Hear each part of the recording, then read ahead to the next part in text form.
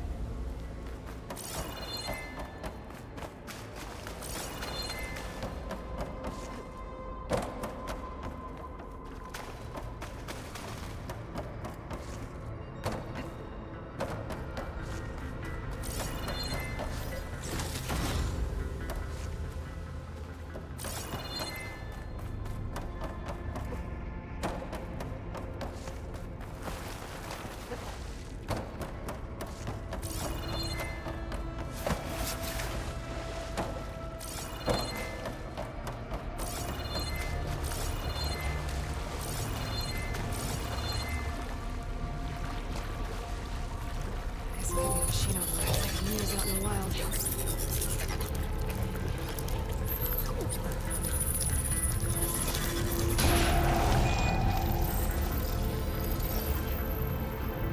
Machines.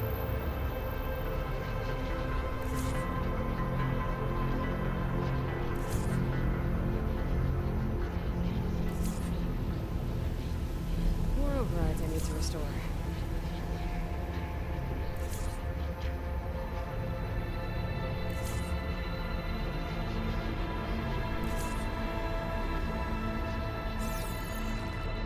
Belgian doors.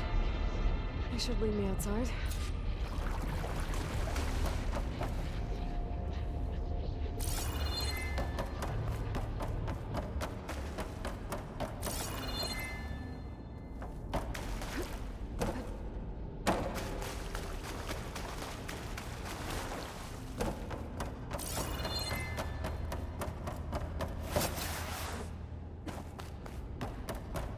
This cauldron must have been pumping water in and out to release aquatic machines.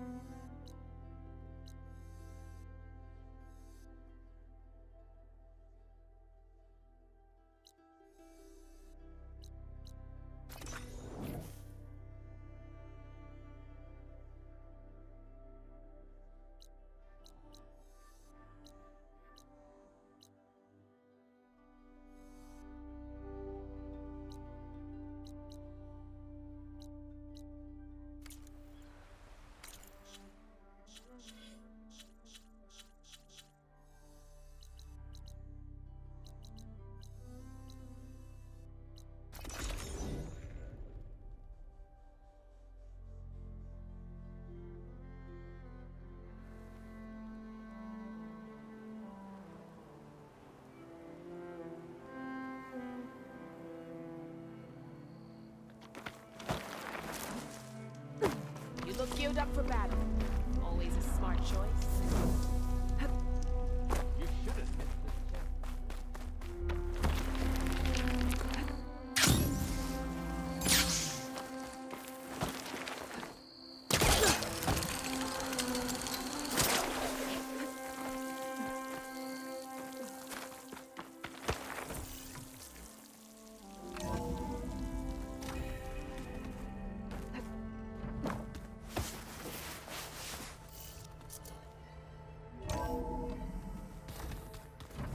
Slowly.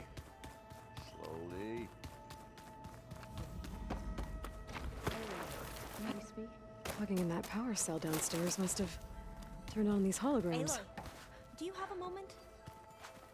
Aloy! I'm glad you're here. I wanted to give you this for helping me get the data on Leviathan. I didn't really know what to give you, so I asked Zoe what you might like. Thanks, Alpha. I'll put it to good use. Have you looked through the data we recovered on Leviathan? There is much to sort through still, but I believe we'll be able to get it operational and turn back the floods. And I've given more thought to everything we've uncovered about the ancestors. The Overseers would have us believe they were infallible paragons. But Pharaoh wasn't. Not even close. His greed led to machines that devoured the world. The archive of the Old One's knowledge destroyed, just to erase his mistakes. So, when we learned that Eileen had a hand in covering up hundreds of deaths, I started to think they were all the same. Selfish, egotistical, cruel. But in the end, it's not that simple. The truth isn't a straight line of ink on a crisp scroll. It's a splatter, smudged and faded on stained parchment. I wish more Quen could see that, instead of looking the other way or twisting the truth to serve their own schemes. I doubt Bohai would agree with you. No, nor the rest of the Board of Overseers. As Eileen said, it's easier to believe the lie is truth, but it's worth fighting for. And this diviner, at least, won't settle for anything less. For that, I thank you, Aloy. Great.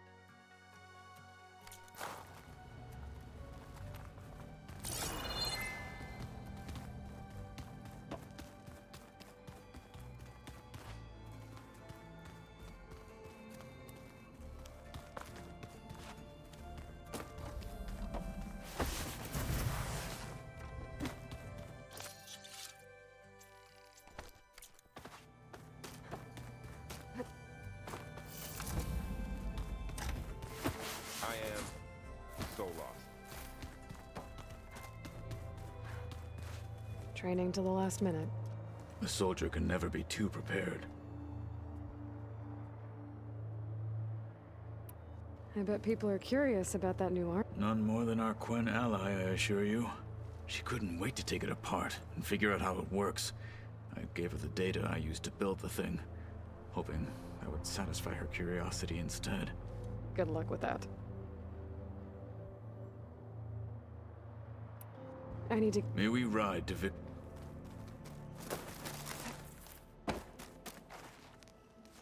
You're back. Good. Before we talk, I wanted to give you this. For helping me heal the land gods. Plainsong is in your debt. Thank you, Zoe. You deserve much more for all you've done. May the land always bloom in your steps. And yours? How'd it go with the chorus after we fixed the land gods? They were shocked when I told them that our lands would soon be on the mend. I thought Fane's eyes would pop out of his head. But of course they had no choice but to take it as good news, even if it meant all their preaching about meekly accepting our doom was exposed as rot. To be honest, I found the conversation to be highly enjoyable. I'm glad. You deserve it. They're lucky that you never gave up on saving them.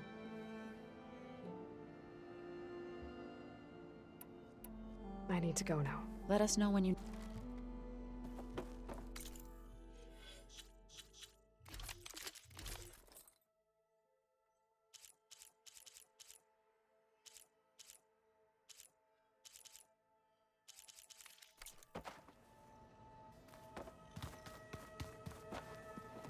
Hey, I thought I'd check in before leaving. Are you sure we shouldn't be? Whatever went on between you and Beta sounded... Not that I'm judging. Forge knows all the screws flew loose every time Mercer and I fought. I think we'll be fine. I'm glad to hear it. I should go. Same here. Aloy, it sounded like... We just... Does this mean she's... It does. That's what all... Hephaestus... I can always call... Funny. I hope firing... It'll work. Always optimistic. Nah, just stubborn. Yeah.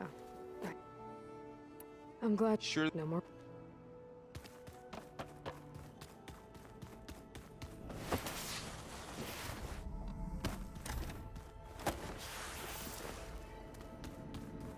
You made it back. Hey. I just wanted to make sure you're okay. I am. Is there something you wanted to talk about?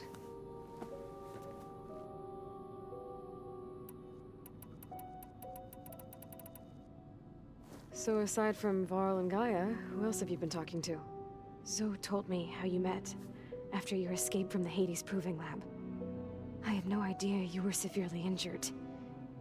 If it wasn't for Varl and Zoe, what matters is they helped me, and I recovered. Right? Right.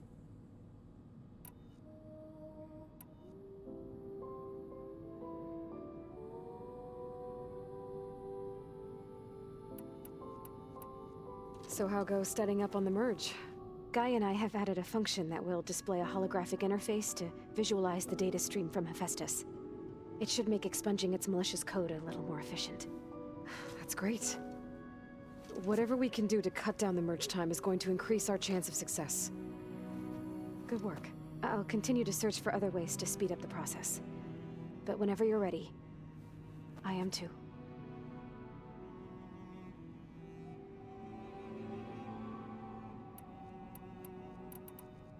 You said you and Varl talk sometimes. What about? He told me about your tribe, the Nora, and the proving ritual you did. I told him if I was born into the tribe, I'd never be able to do the proving. It'd take a lot of physical training, but I bet you could do it. No, no. I'd be more interested in studying artifacts from the old world. Or the Bunker Door in All Mother Mountain. Well, the Nora would make you an outcast for that. Well, then I suppose we'd be outcasts together.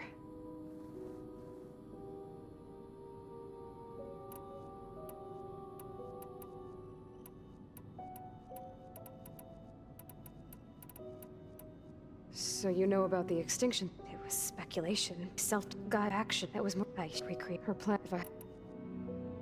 Talk to you later, Beta. Bye. Hi, Beta. Hello. Alva's joined us. Have you two had a chance to talk? She told me she's not allowed to access a lot of the data her people have. Similar to the restrictions I had in my training interface. I told her that if we succeed at Gemini, then once we return, I'll help her search for more ways to help her family. Even though Gaia will fix the biosphere, it'll take time for farmlands to fully recover. So, I want to help speed things up. How so? bioengineering of more resilient plant strains, novel crop production methods, equipment upgrades. Something that might help in the short term. I'm sure she'll appreciate it. So when you talk to the others, are you calling them over the Focus? No, they'll come down here to visit. Like Erend. He's funny. But loud. I wish I could show him the media portal and the data channel. I think he would like the sports hollows. There was one where two people would criticize each other before wrestling to see who was stronger. It was bizarre and violent, but I think Erend would enjoy it. Yeah, you're right. I bet he would. I gotta go. All right.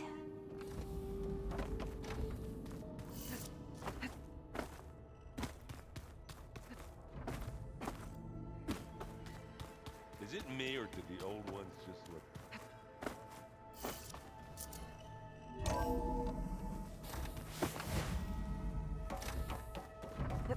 Welcome back.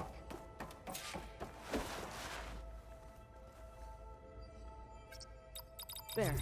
Let's see what we got.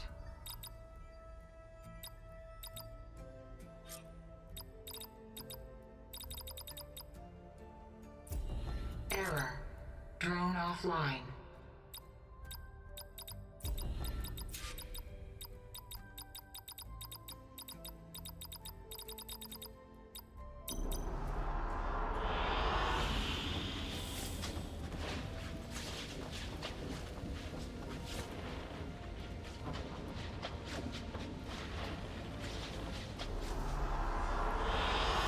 I like this one.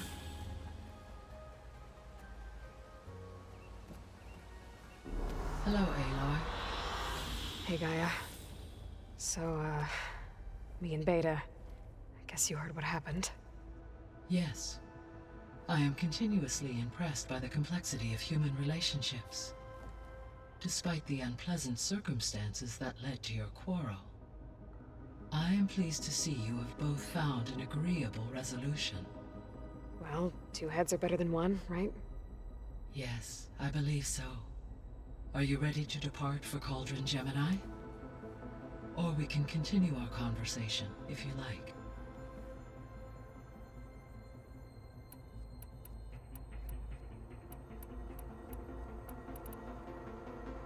So the facility where I recovered Demeter used to be a Pharaoh agricultural research facility. It's where they created the biomass conversion system, but also adamantine wreath. Did Elizabeth know they were working on that? It is likely she was briefed on other efforts to combat the machine swarm, though her focus was devoted only to Zero Dawn. That makes sense. But they actually got the wreaths to work. If they've been able to deploy it against the Pharaoh Plague in time... Using the data you recovered on the project, I ran several simulations and have concluded that it would never have worked. In all scenarios, the Pharaoh war machines would eventually hack and deactivate the wreath before they could contain the swarm. So Zero Dawn really was the only solution.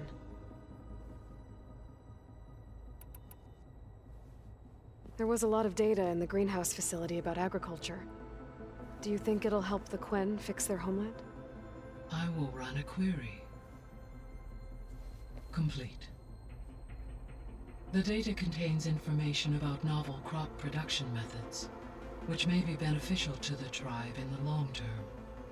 But new crops aren't going to save the world, so I guess it's on us. It is. So I, found Thebes. What do you think Ted would have done if his life extension treatments had worked? It seems he convinced himself it was his duty to guide future humans. Given the tribal nature of new humans, and his ability to use Omega clearance on the terraforming system, I imagine he would have convinced one or more tribes to worship him as their patriarchal deity. Okay. Yep, glad that didn't happen. Aside from Gaia Prime and Thebes, There was one other underground facility that was sealed before the Pharaoh Plague reached it. Elysium. The place where Zero Dawn staff and their families went to live out their lives. Do you know what happened to it? Elysium was designed to provide life support for 100 years. My data indicates the facility went offline well before then. Did the Pharaoh Plague find them? Unknown. My connection to the facility was abruptly severed. So what will happen to this place while we're at Gemini? All systems within this facility will continue to operate. As Minerva will no longer be masking this location, the facility will be exposed to detection. Though without my presence, it is unlikely to attract attention. Let's hope so.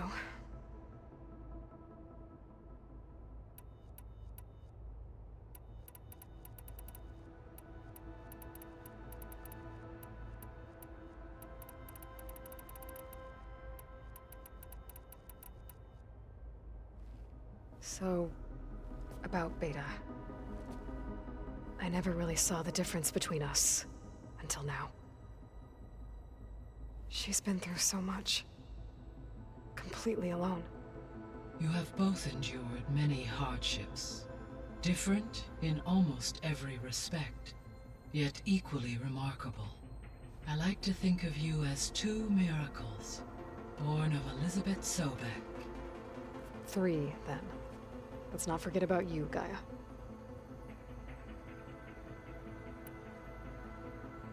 All this data I've picked up in ancient bunkers and ruins. I guess I never really thought that other people would be looking at it. Based on my observations, your companions engage quite frequently with this material. Erend has asked on numerous occasions about birthday parties. He appears perplexed by the tradition of serving a sweet confection, as it conflicts with the Oseram tradition of serving sparkling stout ale. He also suggested we host a party for you, as a surprise. Yeah, no thanks. That is what I predicted.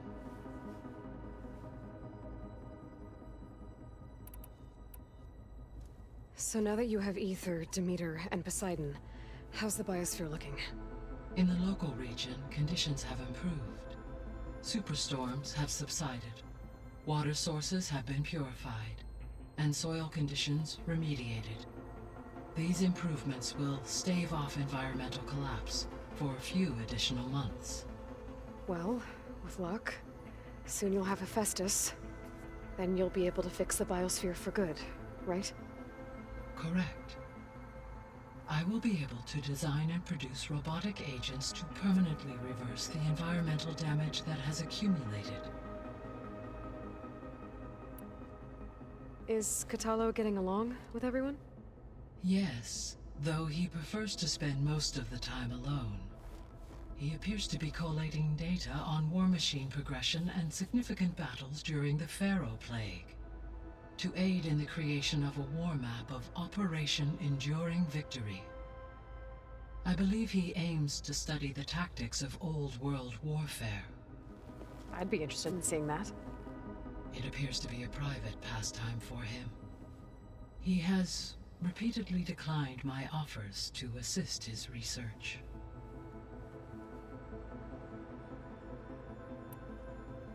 How's all of us settling in?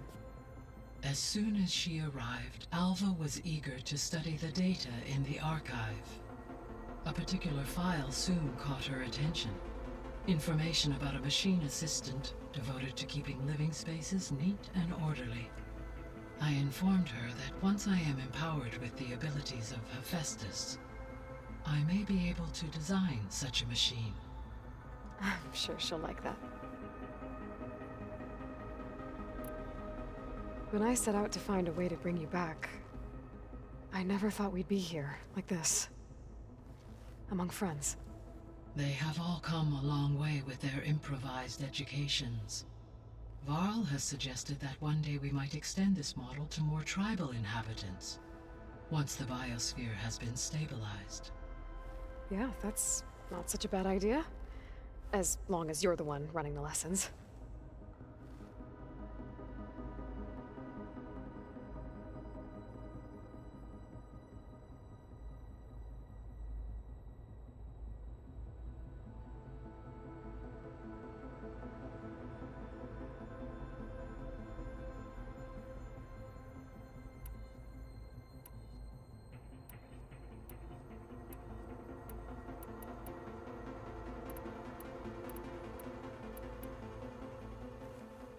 Okay, people. It's time to head out. I'll get everyone together.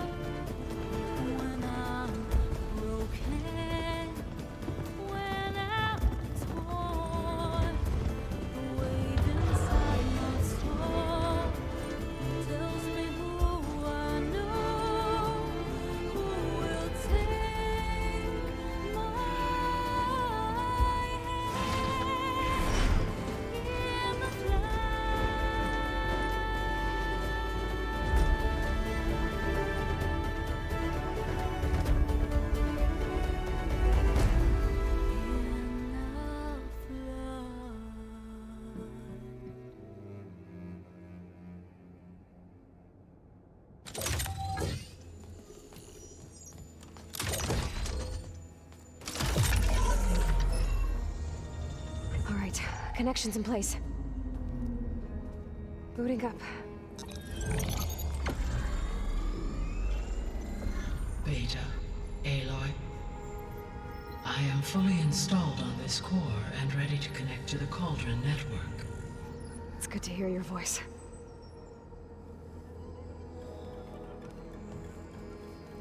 Erend, everyone. Fire your pulses and sound off. I'm at my cauldron. This thingy, it's blinking. Did I do it right? In position at my cauldron. My pulse generator is blinking also. That means they're working. I'm in position, and mine is too. Mine as well. Okay. Radio silence until I give the all clear. Signing off.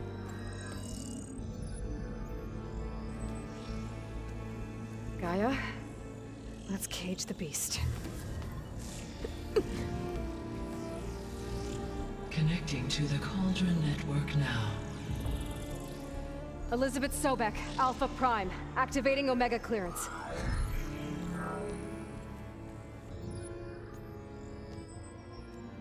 Elizabeth Sobek, Alpha Prime, activating Omega clearance. Clearance confirmed.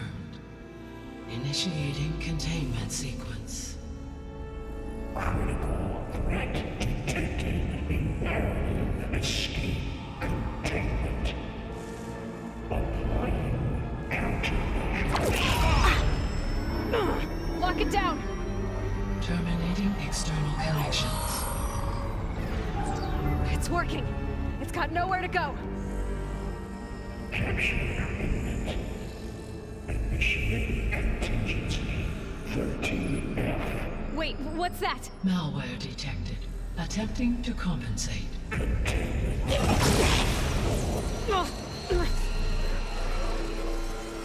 It's cracked. Look! Activated. Engaging autonomous defenses. Directive. Neutralize. That means machines are on their way.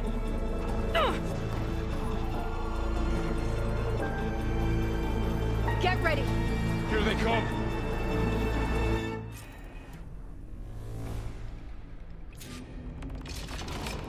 Time to fight!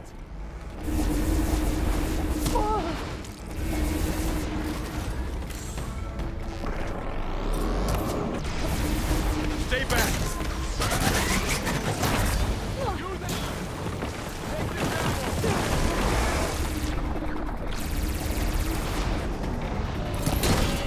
Get back!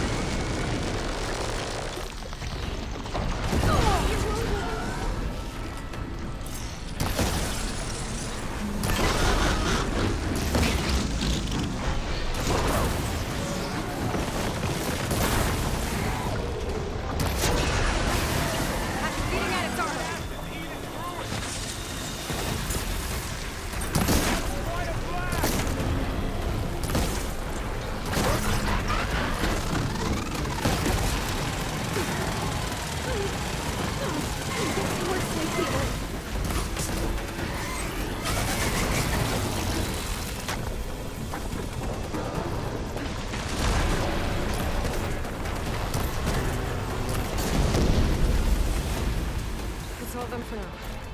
You two okay? Still breathing. Aloy, Hephaestus can't escape, but it must have fled.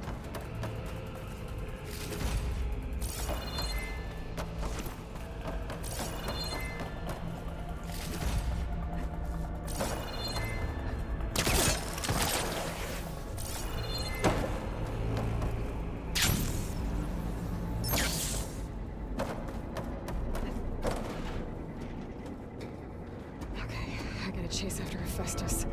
Force it out of wherever it's hiding. Make it retreat to the core.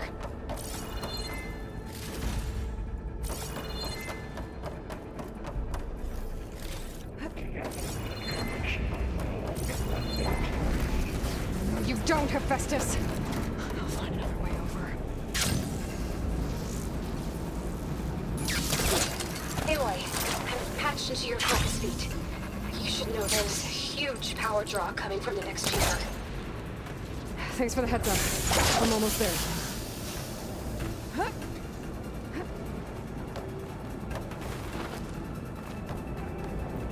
It's some kind of production chamber. Hephaestus is up to something, all right? What kind of machine is it trying to build? I don't know, but I'm gonna shut it down. Those metal carriers will lead me to where it's getting materials from. I bet that's where Hephaestus is hiding too.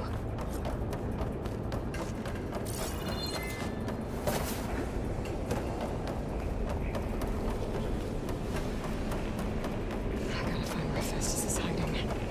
Looks like there are a couple of places I could go. Machines are making a beeline for another chamber. I better follow them.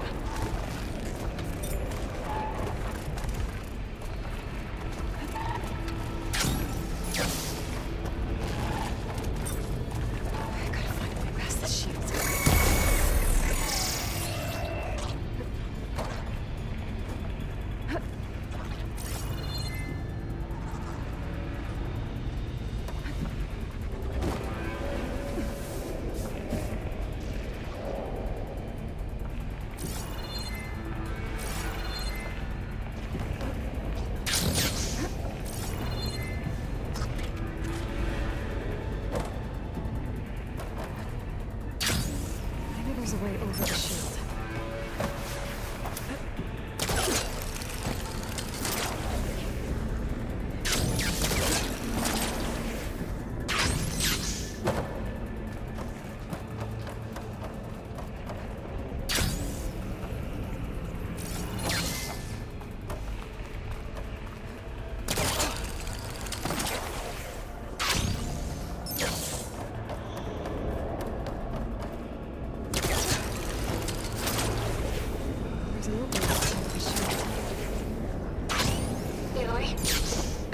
To rewire most of the components in the core, but the energy processor's cracked. Without a way to fabricate another, there's no way I can fix it. Okay, let me think. What if you bypass the processor? Connect it to the power node. I think that could work. I think it could.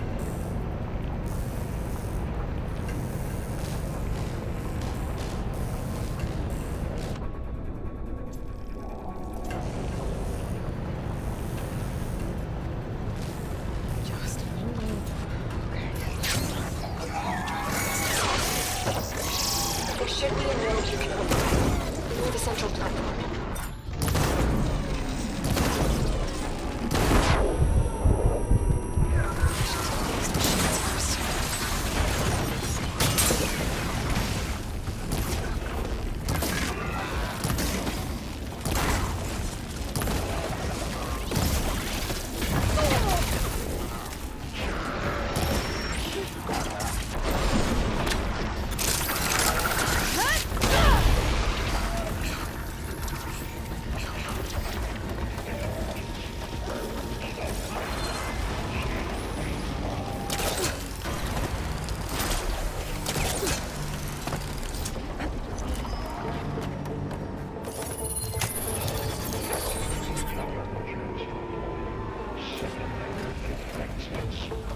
Intruder, your calling is at hand.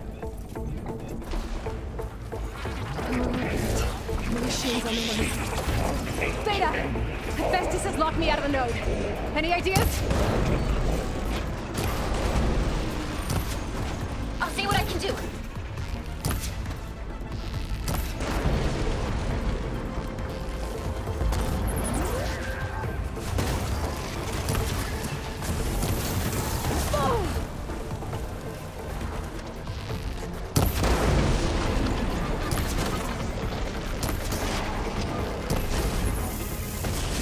Increase power output by 74%.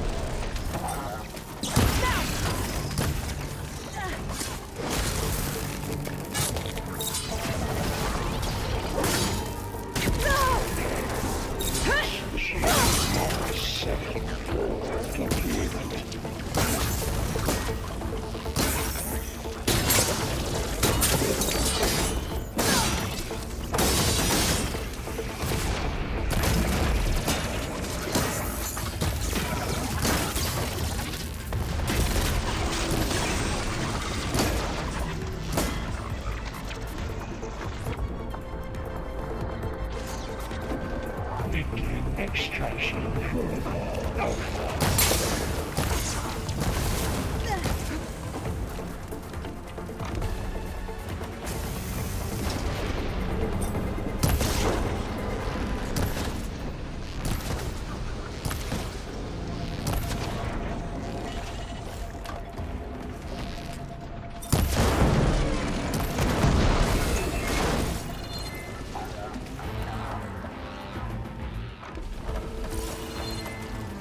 Engage structural analysis set routine.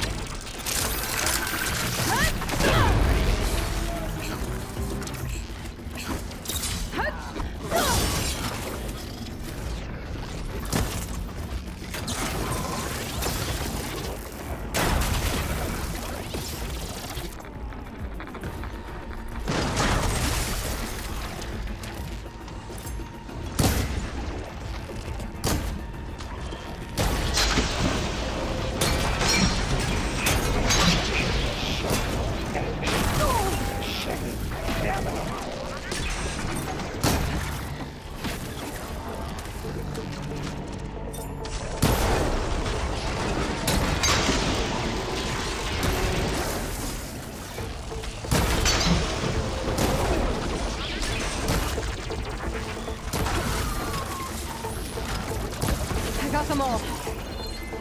I tapped into the core's network hub. I managed to disrupt Hephaestus' control of the node. You should be able to override it now. Nice. Thanks.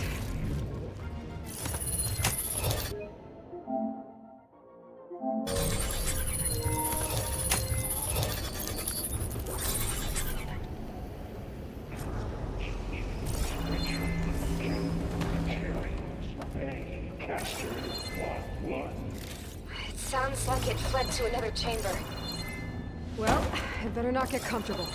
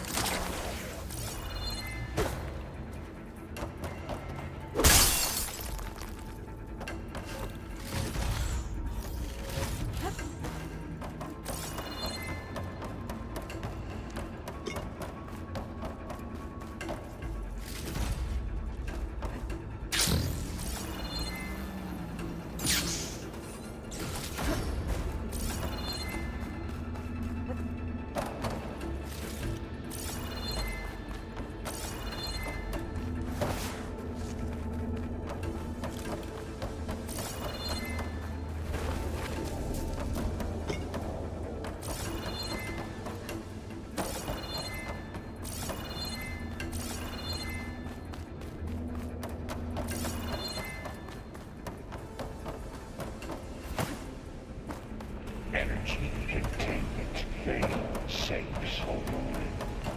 Great. Hephaestus covered the floor with lightning. I gotta find a way over it. Aloy! More machines keep coming! Please tell me you're getting close! I'm working on it. I'm smashing through a lot of machines on my side, too. I guess Aaron's missing out! Anyway, I'm making progress on the bypass, but I need something to hold the cycler module together. Maybe a ligament from one of the machine carcasses? Right? Or some luminous braiding. And you could reinforce it with a conversion cylinder. For increased connectivity! I think we can do this, Aloy!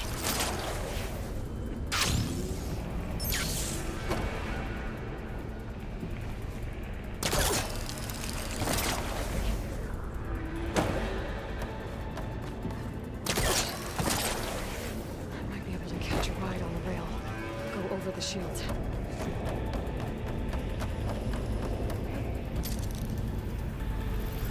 Alright.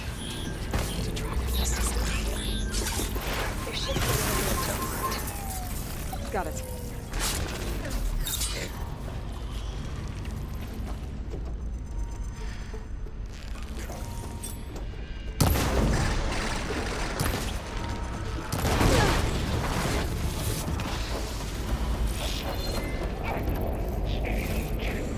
Still in this foot.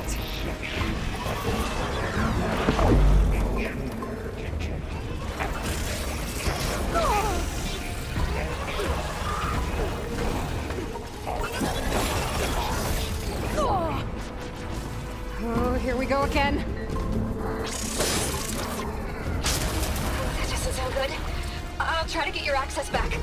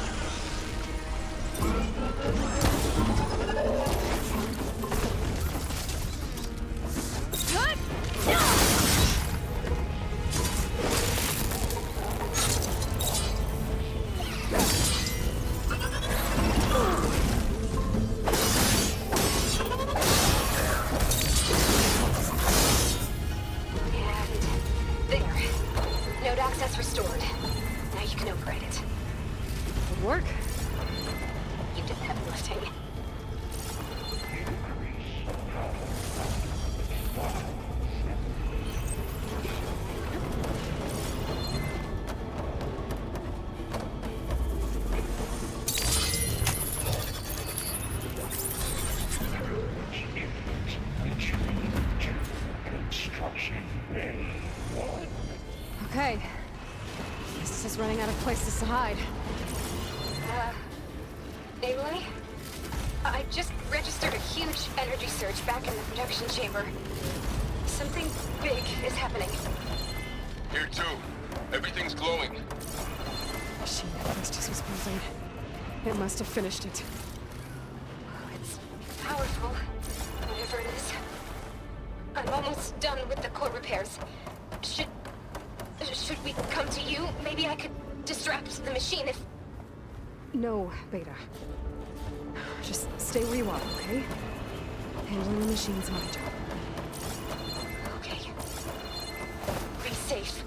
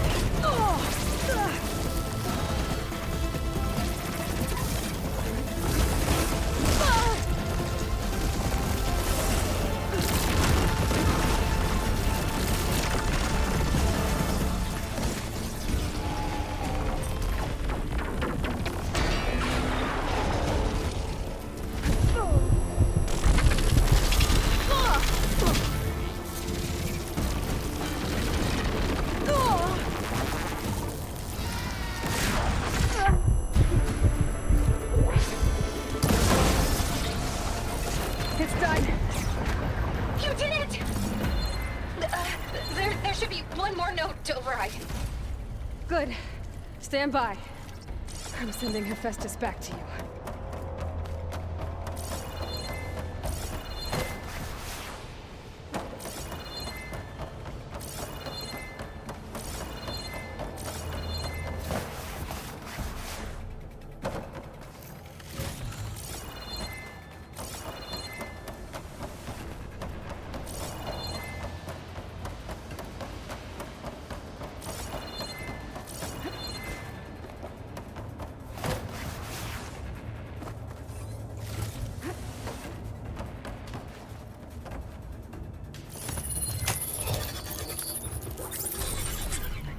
No more hiding, Hephaestus!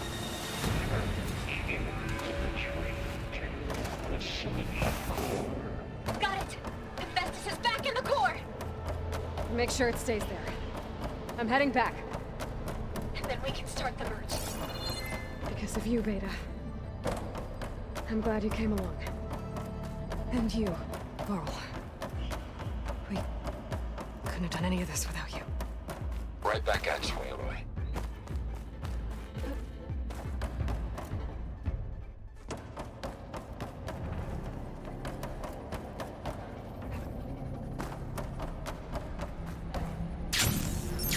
The extra stock for later.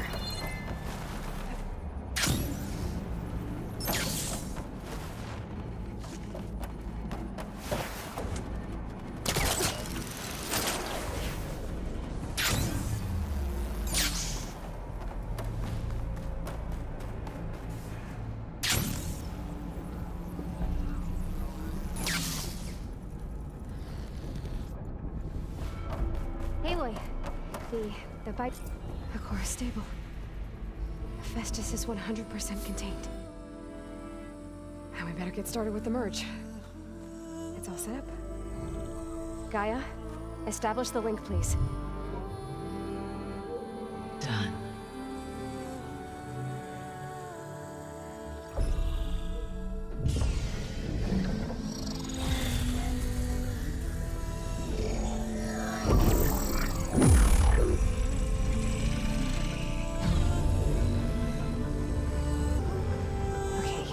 To complete the merge, we need to excise Hephaestus' malicious code. Carefully.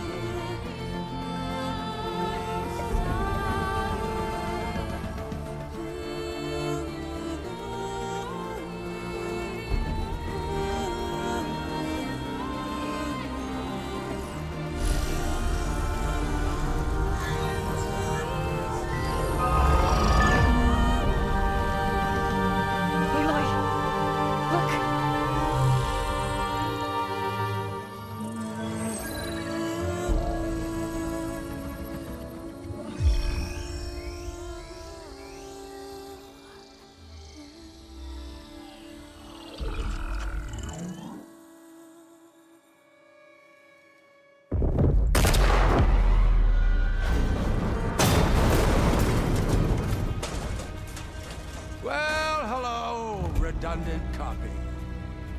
You cost us quite a lot of time.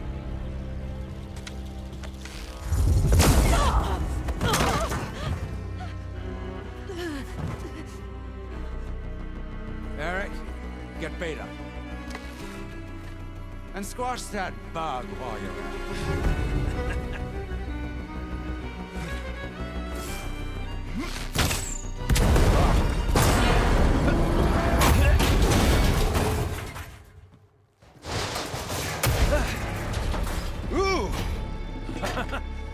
Get behind me.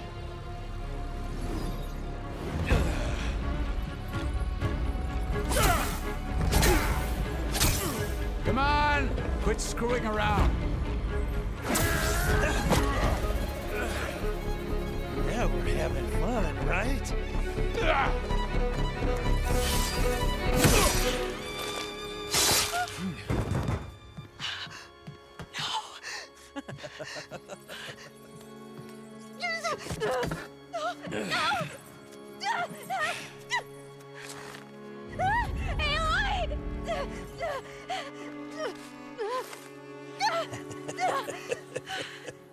Finally. Tilda, get Gaia and Hephaestus ready for transport. Tilda! I failed. Hush. All is not lost. Tilda! What the hell are you doing? Stop her!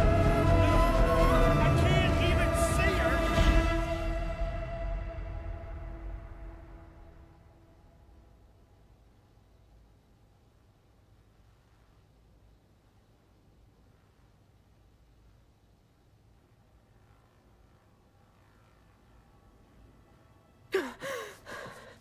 Beta.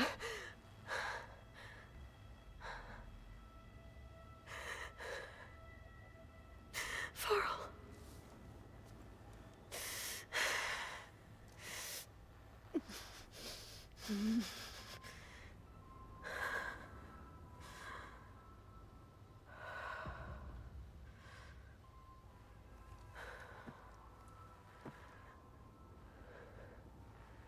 Where am I?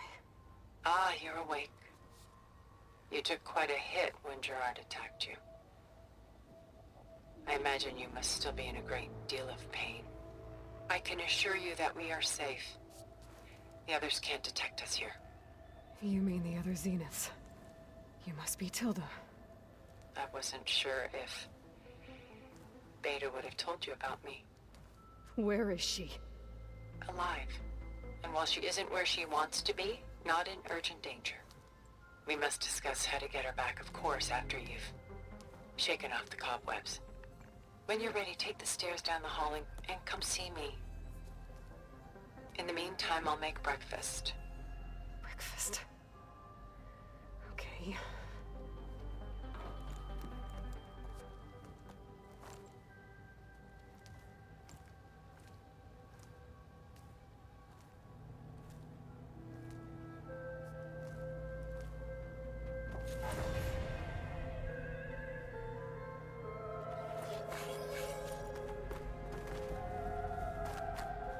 Why did Tilda bring me here?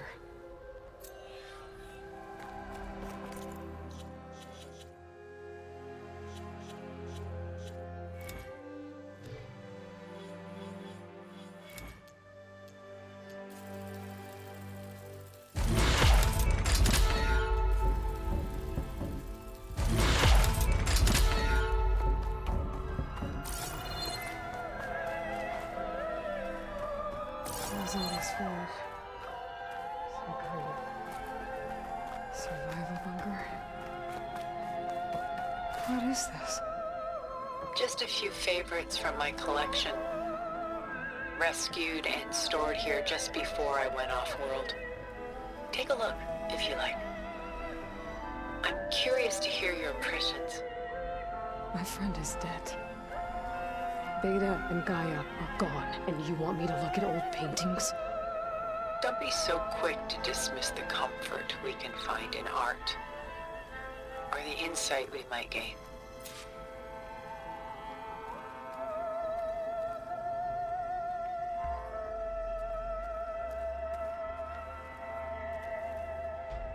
Selene and Endymion. She's the goddess of the moon, whereas he's a simple shepherd. Beside her is the god of love, Cupid.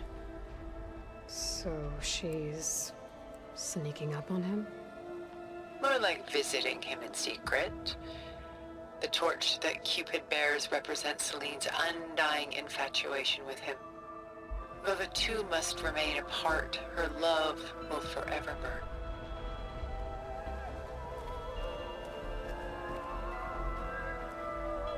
This is Rembrandt painting Jeremiah, a man in mourning. Mourning what? His home. The ancient city of Jerusalem. He foresaw its impending doom, but could do nothing to prevent it. So instead, he saved its treasures from destruction, just as I saved these works. You could say we're kindred spirits. My favorite pairing on the left is Woman Reading a Letter by Vermeer, a true master.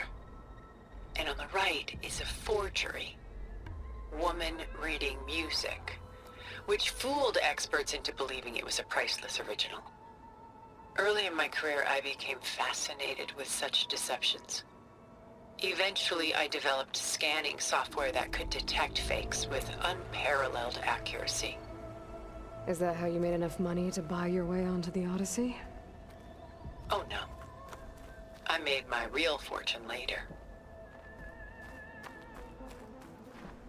And why can't Celine and Endymion be together? Celine took a vow of chastity, promising to never take a lover. So when she fell in love with Endymion, she could only visit him at night while he slept. But then wouldn't she be breaking that vow? Think of it as a forbidden love.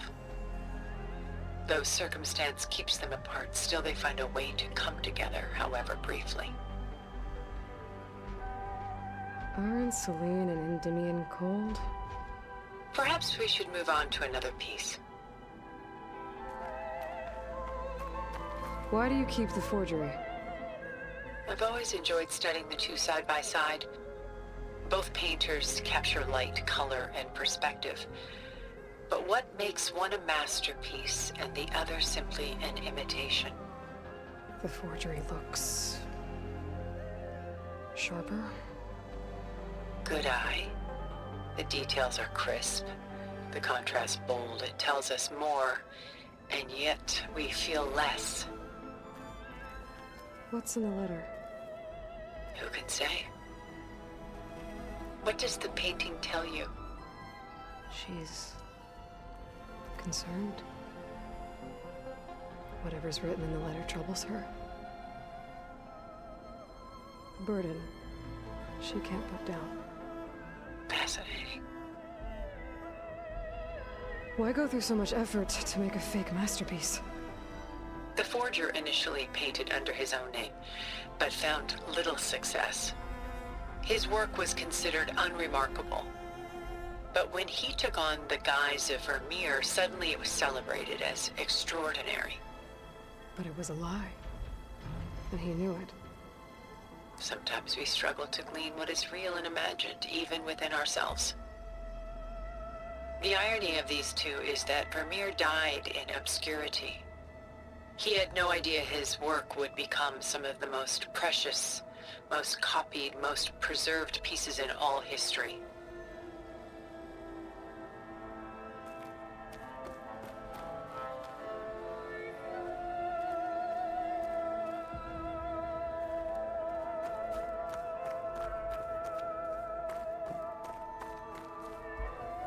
About Jeremiah. If he knew his home would be destroyed, why didn't he save the people? Why save those relics? He tried, but no one would listen to his warning, so he saved what he could. But how did he know? He was a prophet.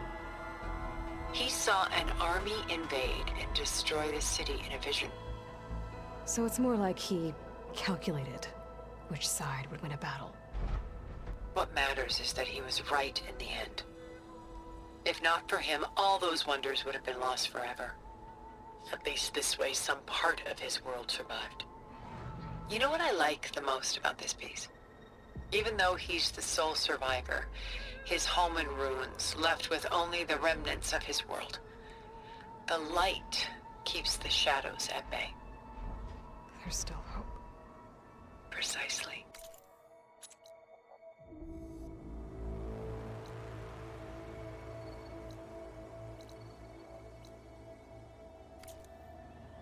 Take as long as you like. Shall we move on?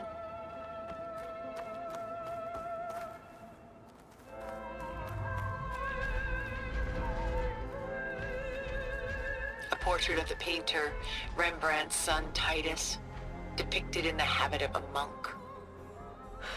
I don't get it. Why would someone like you, with infinite resources, care about this painting of...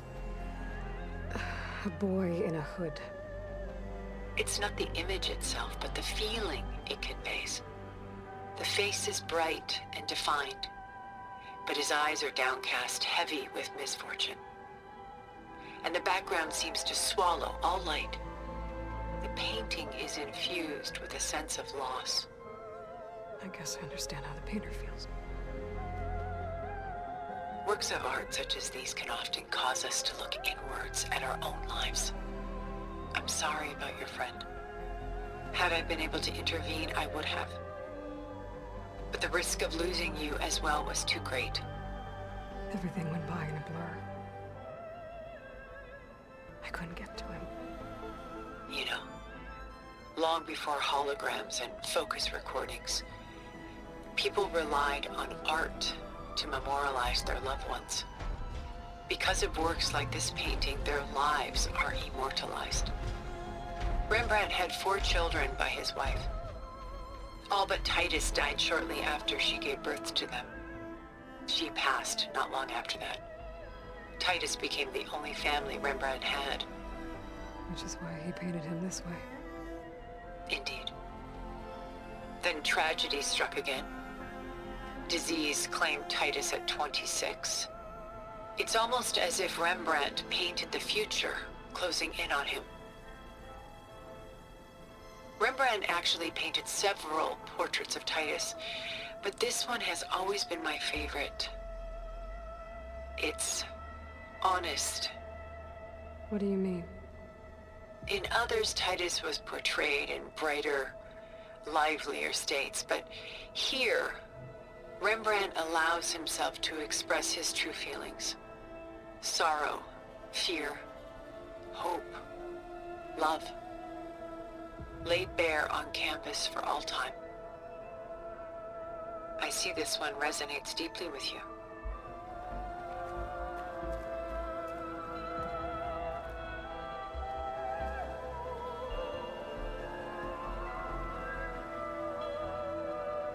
Rembrandt's The Night Watch, by far the most famous painting my homeland ever produced. It was commissioned to honor a militia made up of influential citizens. I guess you must have been an influential citizen. In my day. But not as influential as you've been in this new world. The militia. They look disorganized. Where others painted such scenes in a stiff and stationary manner, Rembrandt chose to show them in action, preparing to march. He wanted them to feel alive. You can almost hear the commotion. Who's the girl in the painting? She's a strange one, isn't she? Bathed in light, though no one is paying attention to her. Many believe she's a symbol of the militia. A physical manifestation of their spirit, if you will. But she's not real? What's real in a painting? She's meant to represent the militia's virtue and victory. But I like to think they underestimate her. She looks as if she's seen something. What does she know? What secrets does she keep? There's so much detail to take in, isn't there?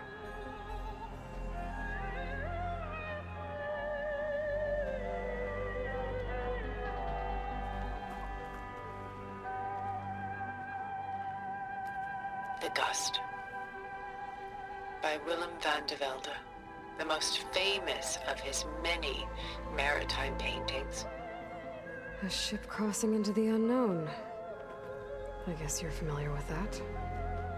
Indeed, which is why I appreciate this composition in particular. Though waves and wind threaten to destroy the ship, it perseveres, clinging to the light even as darkness closes in all around it. Where is the ship going? To a faraway land, most likely. My ancestors used ships like these to explore the world, sometimes at great cost. What were they looking for? Anything of value. They were traders willing to face unknown dangers to make their fortunes. But no matter how far they went, they always turned their sails home. So this Van de Velde only painted ships? It was his specialty. Following in the footsteps of his father, Willem the Elder. The two had quite a journey of their own, taking them all the way to the court of a foreign kingdom. Did they ever come home? No, but eventually their lives worked it.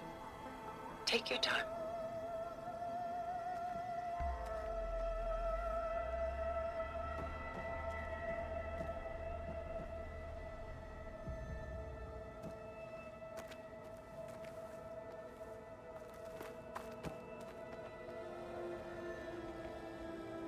A lot of weight on his shoulders. I don't feel it. I should move on.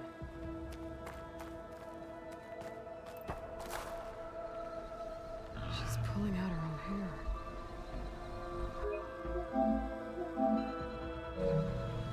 Madness out of grief? It's hard to watch her suffer. Stunning, isn't it? Paintings weren't the only masterpieces of my people's golden age. This is Von Vianen's lidded ewer, molded from a single sheet of silver. What was it for? How like Elizabeth you are. Function over form. Its practical purpose was less important than its meaning. Von Vianen created it in honor of his late brother, who himself was a famous silversmith. A memorial? Yes. Such beauty from sorrow.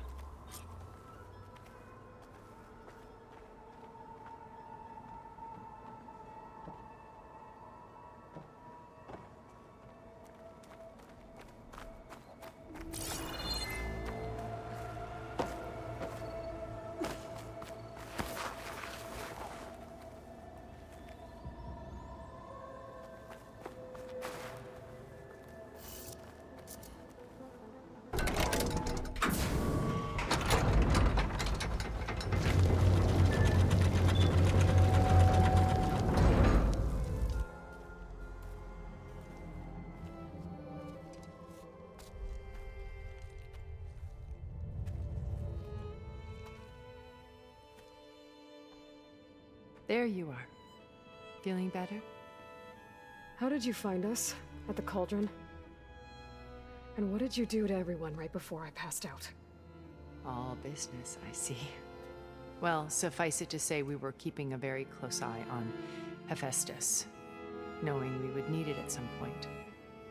Your ruse didn't fool us, and as for my little trick, it was an overload of the senses, accompanied by an energy discharge.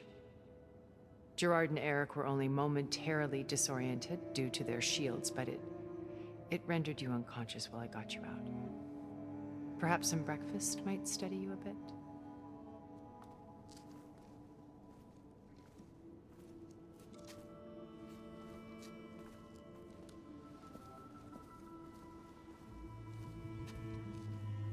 This was your house. The one you recreated for Beta, in the data channel you shared. How perceptive of you. Please, this way. After everything your people have done, you think I'm just gonna sit down and have a chat with you? They're not my people. They never were, and especially not now. You shot off into space with them, and lived with them for 1,000 years before coming back. So what made you suddenly turn on them? Quite simply, this. My old focus. You repaired it? But that means you've seen incredible things. What you've accomplished in 2 decades of life.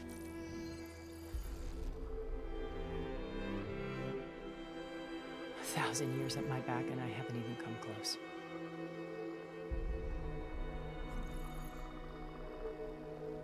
I'm sorry if I invaded your privacy, but I had to. In order to understand. To be enlightened. You truly are Elizabeth's blood. With her drive, her sense of mission, her integrity. watching all this shamed me for the company that I've kept. Having seen it, all I want is to help you. Even if it means stopping your friends? Especially so. Please, sit down.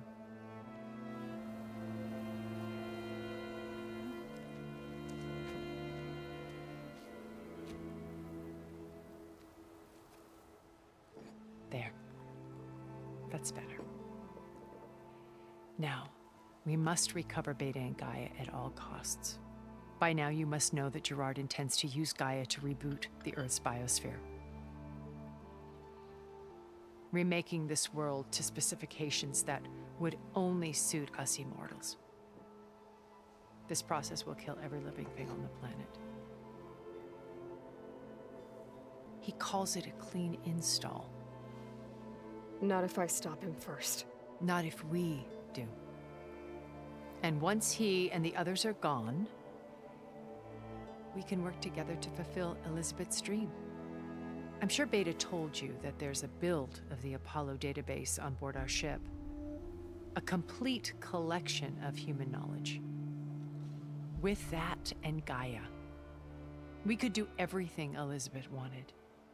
Heal the biosphere, educate the people of this world, uplift them. Create the world she imagined. Let's not get ahead of ourselves. From what I've seen, your friends are invincible. I do wish you would stop calling them my friends. And they're not invincible. In fact, a friend of yours has found a way to defeat them. Silence. Oh, he's been a busy bee, building an army powerful enough to crash through Gerard's precious base. Yeah. Regala and her rebels. Even now, she's preparing a final march on the Tenakth capital. When she wins, she'll have the entire tribe under her control. Hundreds of warriors and machines to throw at the base. She's been duped. They'll all perish, of course. But it should be enough to break Gerard's defenses and allow Silence to kill him. Along with all the others. Using the new weapon he's developed. Yes, he's found a way to circumvent our shields. Truly an exceptional man. He's planned for everything. Except you and me. You see, while his army is battering down Gerard's doors, you and I will sneak in through a back way. One that only I know about. While Silence and my friends are busy battling each other, we'll take back Beta and Gaia. I told you I want to help you. I mean it.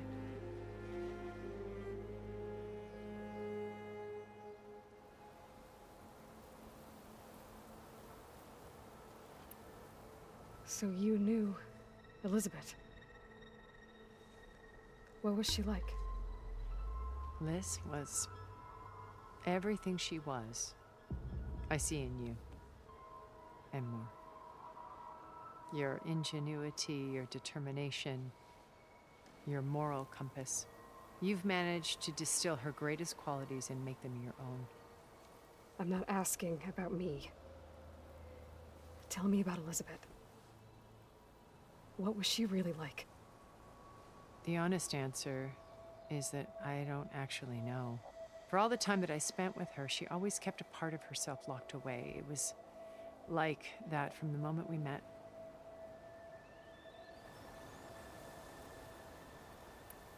So when you met Elizabeth, she was what? Distant? Aloof? Not aloof. Not exactly. It was a summit in Paris about machine learning.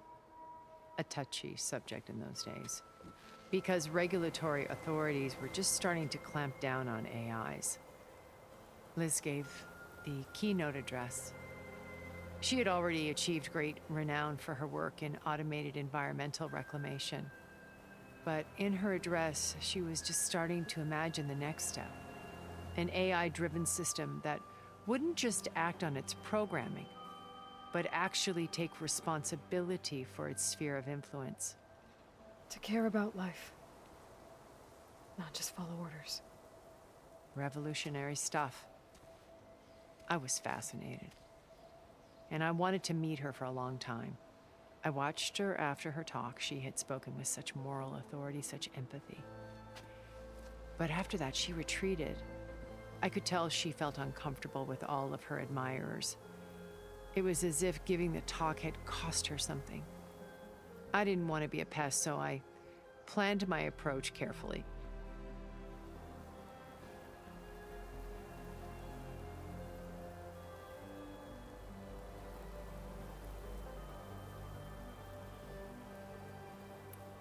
So how did you finally approach Elizabeth after her talk? I picked the right moment. The morning of the next day, right as she came back to the conference, she had just had her coffee. She was fresh, rested. It was like she had braced herself for the onslaught of colleagues. I asked if I could walk with her, then put forth a question about her talk that I thought was intelligent. Her answer made me realize it wasn't, but she was very welcoming. Almost as if we were previously acquainted. It was only halfway through the conversation that I realized she knew exactly who I was. It was quite a shock to me. My business was trafficking in secrets, and I took great pains to protect my anonymity. So that was Liz, perpetually one step ahead. I came to view our meeting as a metaphor for our friendship.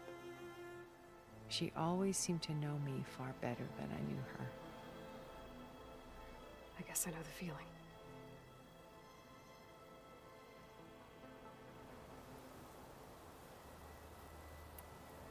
How do you know about Silence's plan?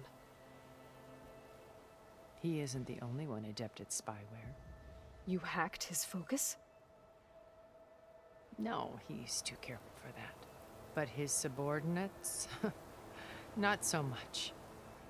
He gave additional focuses to the tribals he branded the Sons of Prometheus. The ones working with Regalla. By tapping their focuses, I learned about most of his dealings.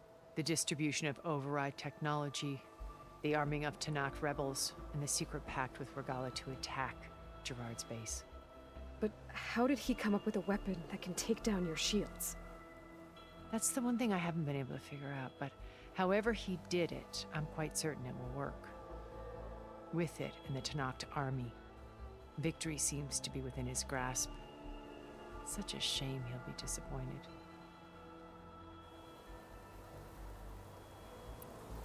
Regalla's only interested in killing Hekarro and waging war on the Karja. What does she have to gain by attacking Zeniths? It's the price she must pay for her war. Without the ability to override machines, her little rebellion would have languished in the desert. So she trades with the Sons of Prometheus. Machines to help her overthrow Hekarro. In exchange for an assault on the base. Pride has deluded her into thinking she can actually survive such a battle. And all without ever knowing who the Sons of Prometheus really answer to. Yet for all of Silence's brilliance, still he underestimates you. That blind spot is what will allow us to take Beta and Gaia right out from under him. While hundreds of Tanakh are cut down outside.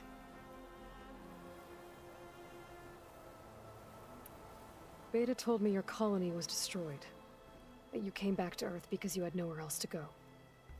It's true.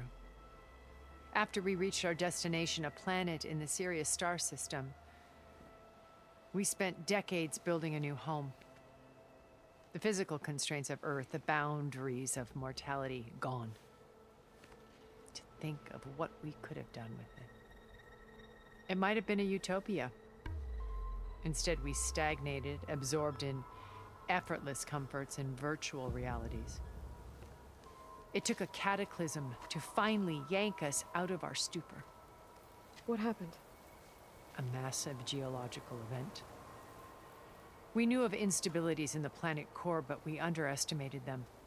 By the time the collapse was upon us, it was too late to stop it. Only a few of us made it to the ship in time.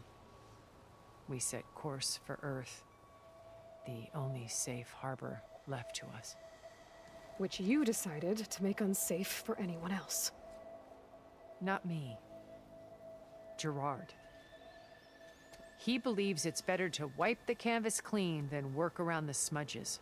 No more primitive tribes, no more combat machines, only a blank slate to do with as he pleases. But we will stop him. All we have to do is get into that base. What exactly is your plan to sneak into the Zenith base? We will make use of a lesson I learned from an early age. Always know your exits. In this case, a place where Gerard's new construction meets the ancient foundation, a passage that only I can access. When Silence flings his army at the base, we will enter through this back door, bypassing most of the fighting. The distraction will provide us with a window in which to rescue Beta and Gaia.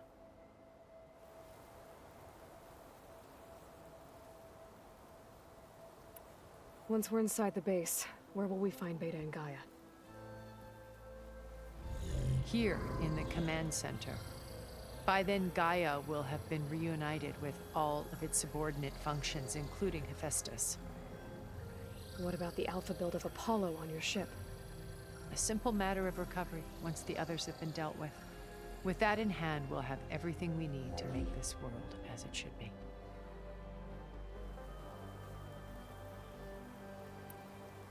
My old focus. How did you find it, let alone repair it? When we encountered you at the Hades Proving Lab, Gerard saw you as a redundancy. I knew better. You were a revelation. After your dramatic escape, bravo, by the way. Gerard and Eric assumed you were dead and gave up the hunt. I wasn't so sure. When the others were busy, I returned to the lab and searched for any trace of you. That's when I found this little treasure. Not easy to repair, but certainly worth the effort. As I watched your life unfold, you were like a splash of color on a worn canvas. What Liz was, and more. Did you show it to the others? Of course not. It was your actions that inspired me to defy them. It's worth noting that if I hadn't found it and watched its contents, I wouldn't have known to save you at the cauldron. You'd be dead. So I should be grateful? If you like.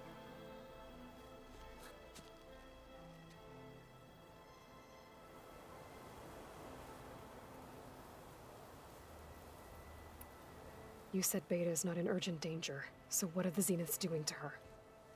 Putting her to work. Merging Hephaestus with Gaia. A difficult, time-consuming task, as I'm sure you know. They will compel her if need be. But her life is not in danger. She's the only one who can do it. Because you people made her to be nothing but a tool. Gerard's idea, not mine. They always viewed me with suspicion when I attempted any form of kindness towards her. That's why I created the data channel. A virtual place where we could speak in peace.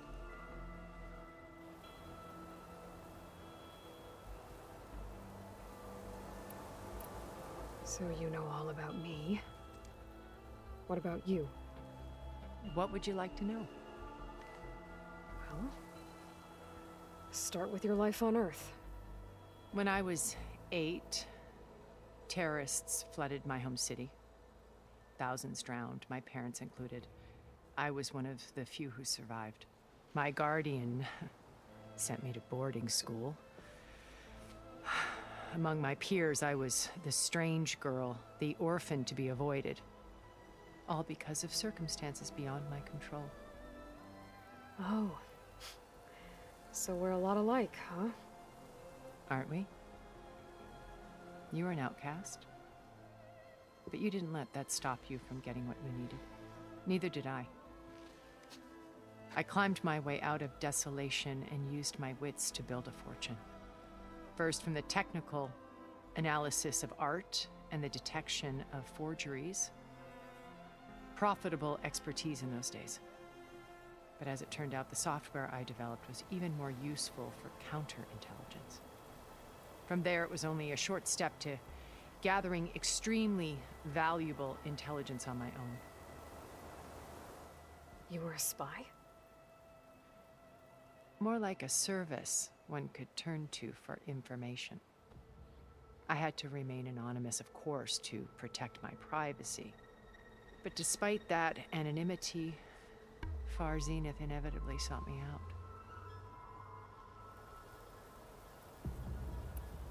What happened when Far Zenith approached you? They painted an irresistible vision of humanity's future. One where we need not fear illness or death, where we explored the furthest reaches of the stars and thrived. It was only later that I realized that they only intended to bequeath this future to the rich and powerful. By the time I finally figured it out, the walls were closing in, Pharaoh's machines were devouring the Earth. So I accepted Far Zenith's invitation to a berth on the Odyssey. I wanted Liz to come, but she had nobler plans, as you well know.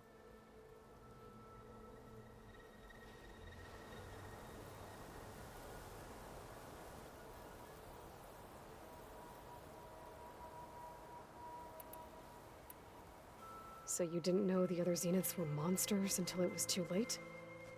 I knew some of them were, certainly. It wasn't until we were off-planet that I understood the true scope of their greed. I was grateful to simply be alive, but the others became obsessed with a kind of effortless immortality. They built a colony where machines serviced their every need, where any memory or fantasy could be endlessly savored in virtual reality. It wasn't life. It was stultifying, a pampered dream state. As the decades passed, I withdrew more and more, alone yet again, but this time with eons to consider my mistakes. Now finally, having met you, I feel like I have a second chance. To do what? Help you, of course. To fulfill Liz's dream, which isn't so different from Far Zenith's original vision. A better future for humanity.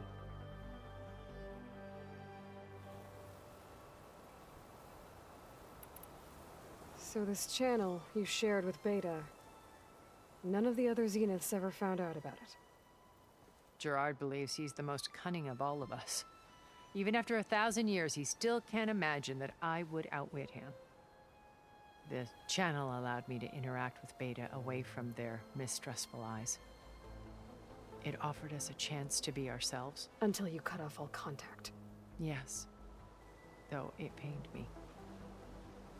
I was worried that our meetings would do her more harm than good. Well, she felt like you tossed her aside. I was afraid the others would find out and punish her. She may not have had the comforts of friendship anymore, but at least I ensured she was safe. I know it seems harsh, but you must believe that her well-being has always been paramount to me.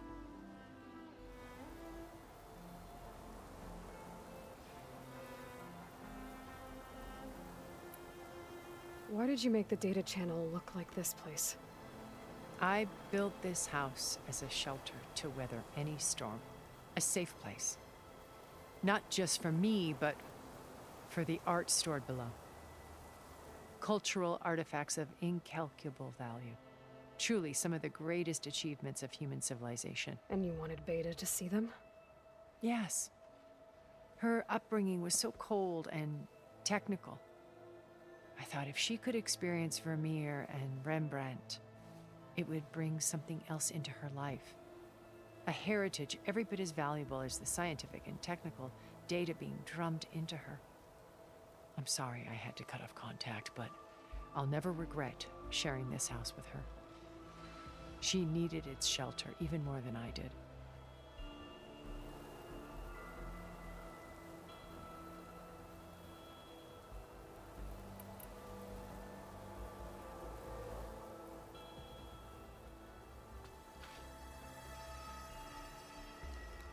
First Varl. Now Hekarro and the Tenakth. Your plan would wipe out an entire tribe. There has to be another way. We are in an admittedly desperate situation, but I assure you there isn't. Remember Zero Dawn.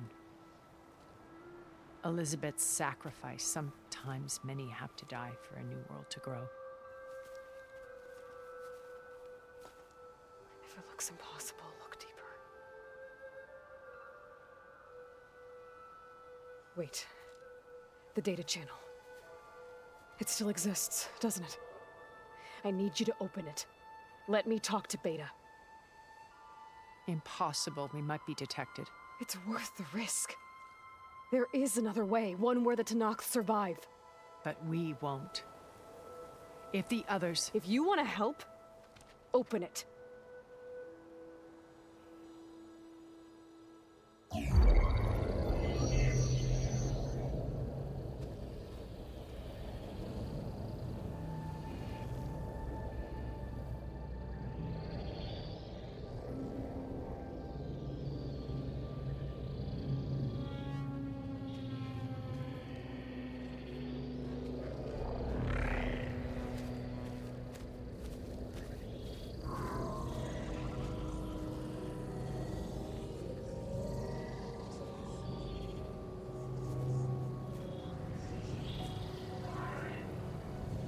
What are they doing to her? Virtual reality dissociation. The manual merge of Hephaestus will take hours upon hours of tedious micromanagement. If she resists the work, they run simulations to induce feelings of isolation and despair. Beta, can you hear me? You're alive. They're watching me. I can't hold up this extra projection for long. You should have killed me. No. No, look at me. I'm coming for you. I promise. Okay? I just need you to hold out a little while longer and work on the merge.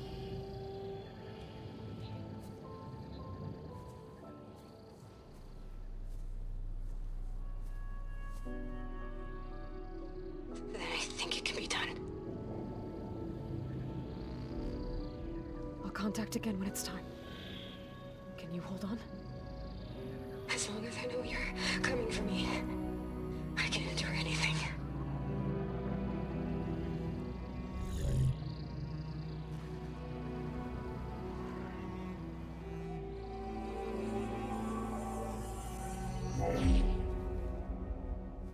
All right.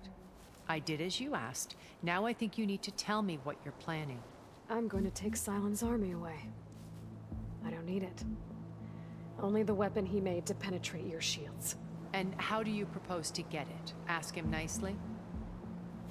With Arugala and her rebels, he won't have a choice.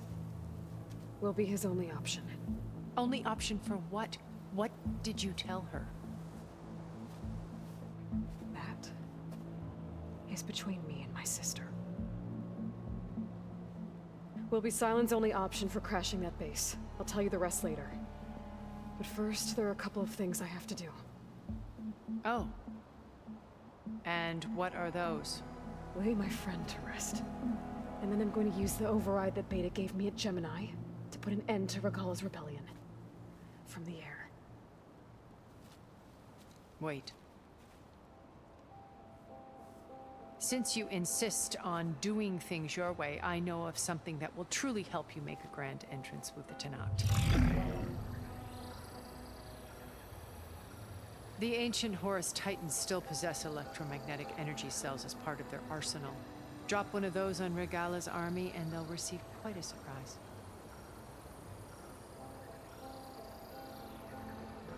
So go, do what you must.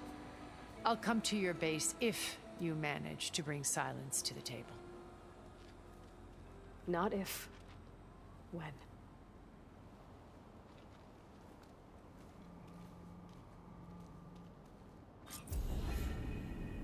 Erend, are you there? Aloy! Aloy, is that really you? Yeah, it's me. Where's everyone else? We're all... we're back at base. What happened? It might be easier to explain in person. I'll try to join you there when I can. Okay. We'll wait here for you. It's good to hear your voice, Aloy.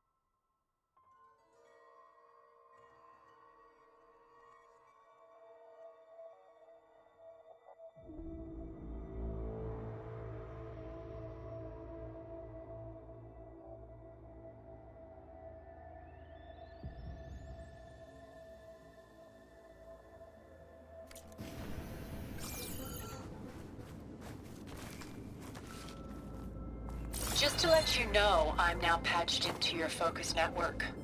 Great. I take it the other Zeniths can't hear us? Of course not.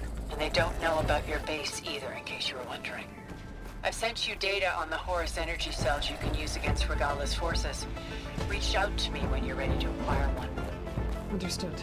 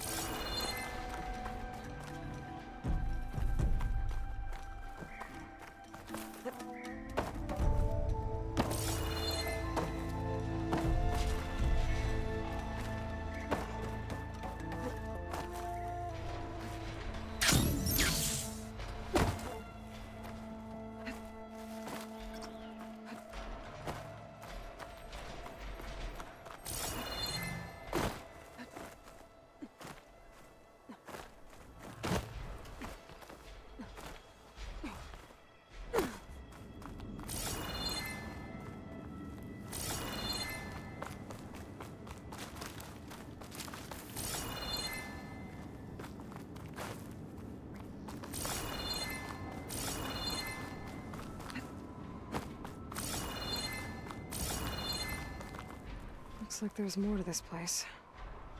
I'm sure Tilda won't mind me poking around. How to get through these vines?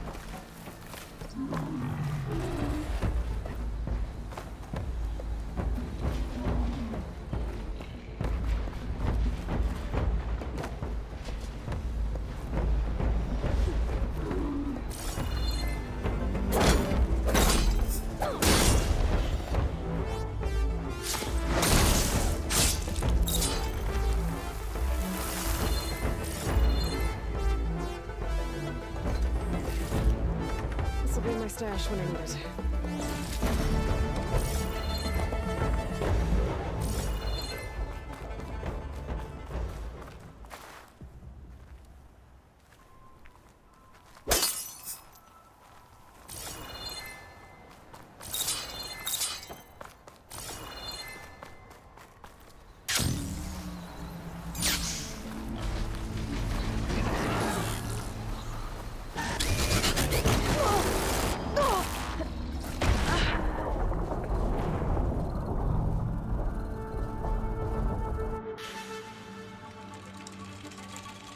I should get back to Kala. Hand over the parts.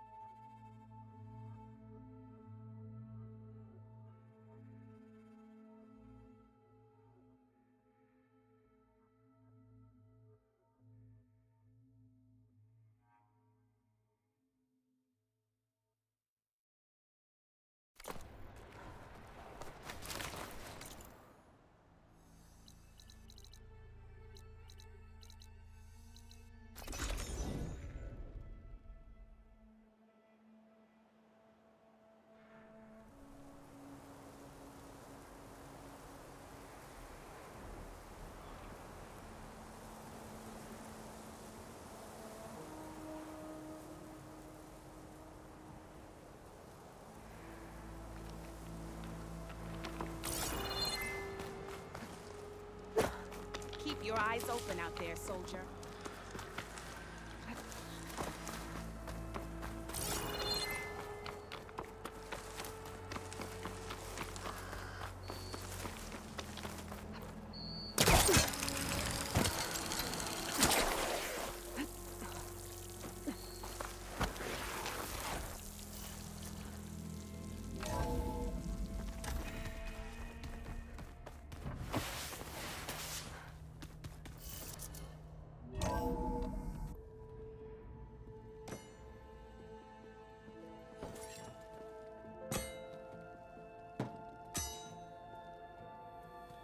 When you're wounded, you have to strike back.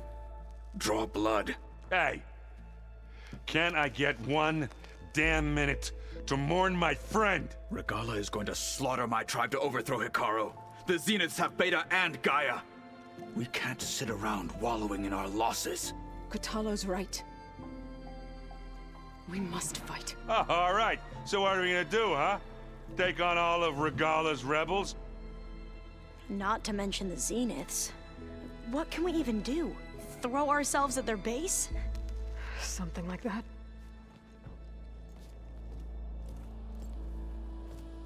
So...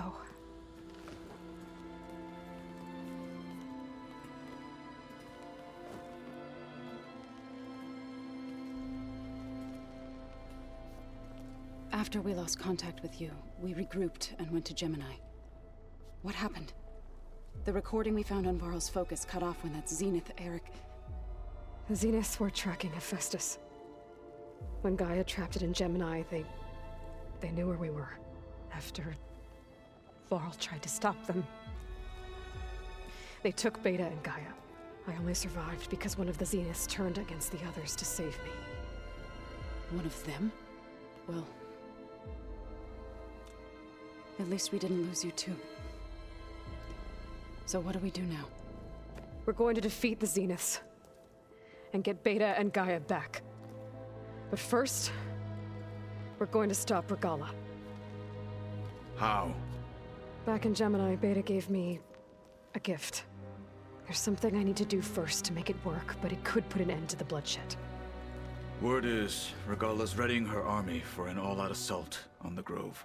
I need to be there. I know. Go. Stand with Hekarro.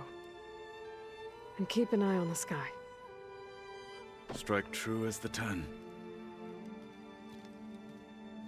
The rest of you, whatever preparations you need to make, upgrades, resupplies, get on it. It won't be long before we take the fight to the Zeniths. We'll be ready, Aloy.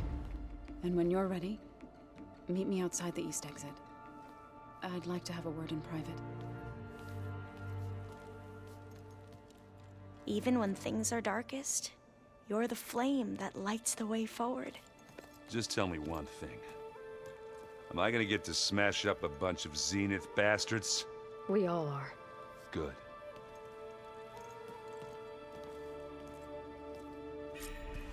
Before I do anything else, I should check on Zoe. It sounded important.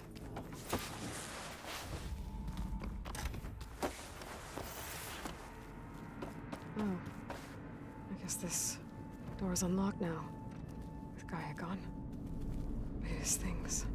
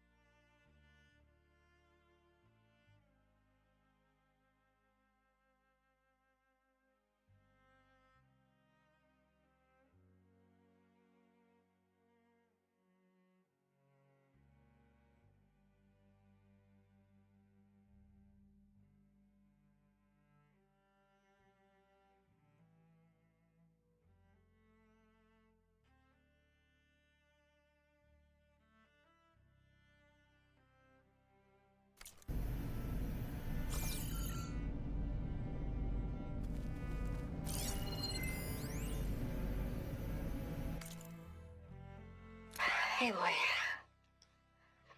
If you were listening to this, then, things didn't go as planned. Hey, Loy.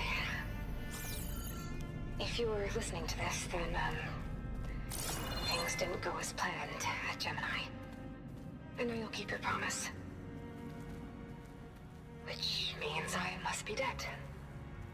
Well, that sounds familiar, doesn't it? But a lot's happened since you found me in that ectogenic chamber. Thank you, Aloy. You've been my shelter. And I would risk it all again to be by your side. I know you'll find a way forward. That's what you do. I'm sorry, Beta. But I'm getting you back, no matter what it takes.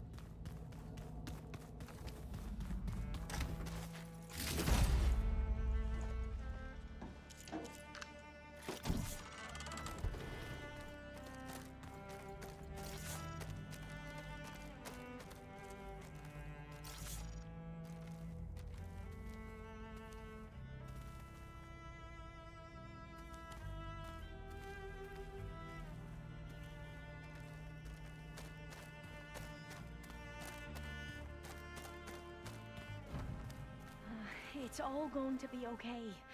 We can't give up now.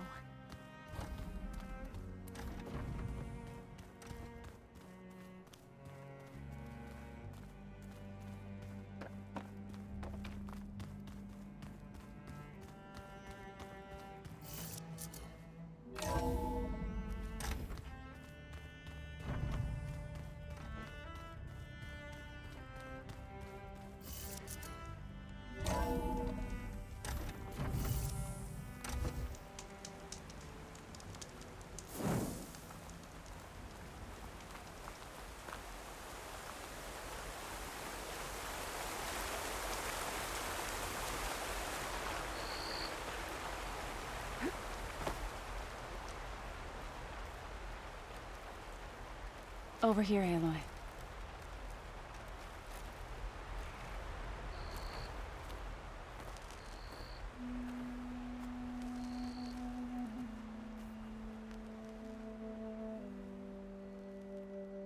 We would come out here to tend to the garden.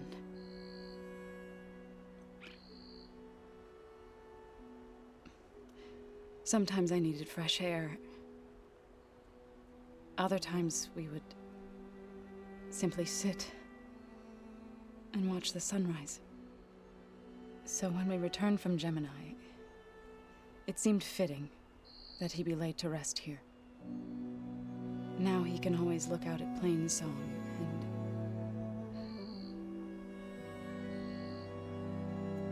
further east to the Nora Sacred Lands. He would have liked that. He often spoke of his sister, Bala. He said she used to gather her favorite golden blooms and tie them to her spear. Their mother called it useless, but Bala was stubborn. Yeah, she seemed like that. It wasn't easy. But I tracked down the flower. Gathered its seeds.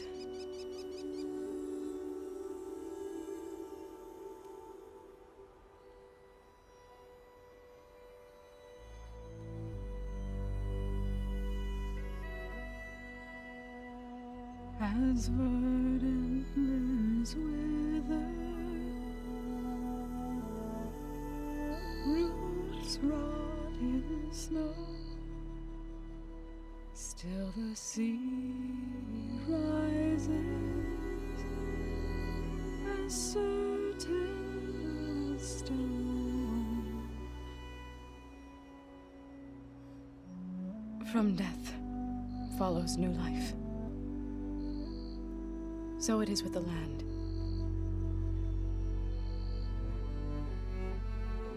And so it is with us.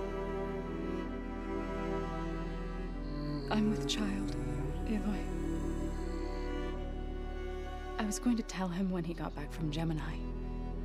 Instead, one day, I'll bring our child here. We'll sit among the blooms and watch the sunrise. I never got to tell him. To thank him. For saving my life, sure, but also for not giving up on me. He always knew.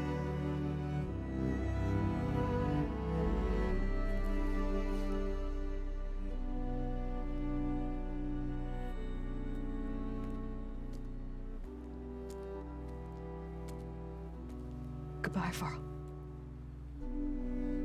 I promise to look after them.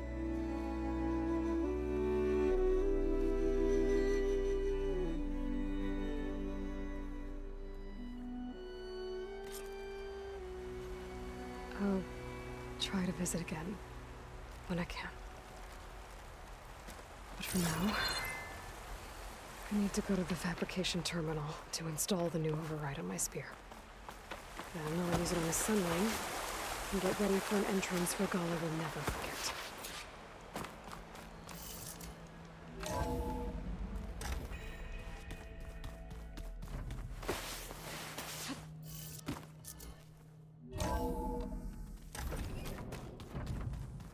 Did you see Kotallo's new arm? I never thought I'd see metal bound to flesh in that way. Yeah, he seems happy with it. Probably because he could crush me like a grape with it.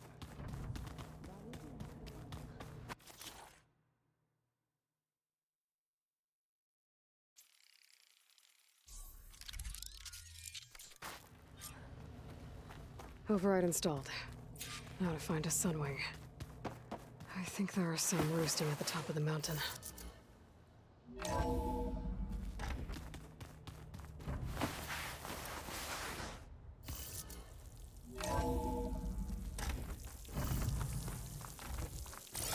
Okay, I need to find a sunwing to override. Better head up the mountain.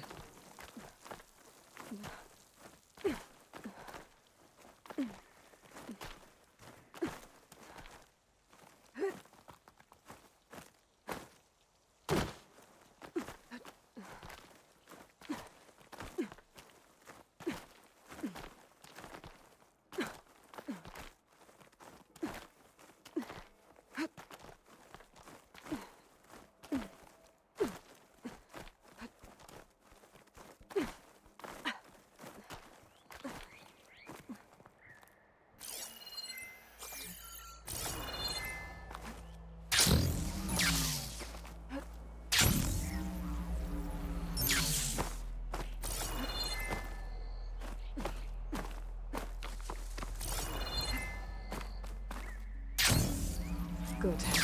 There are Sunwings up here. We'll have to approach them quietly.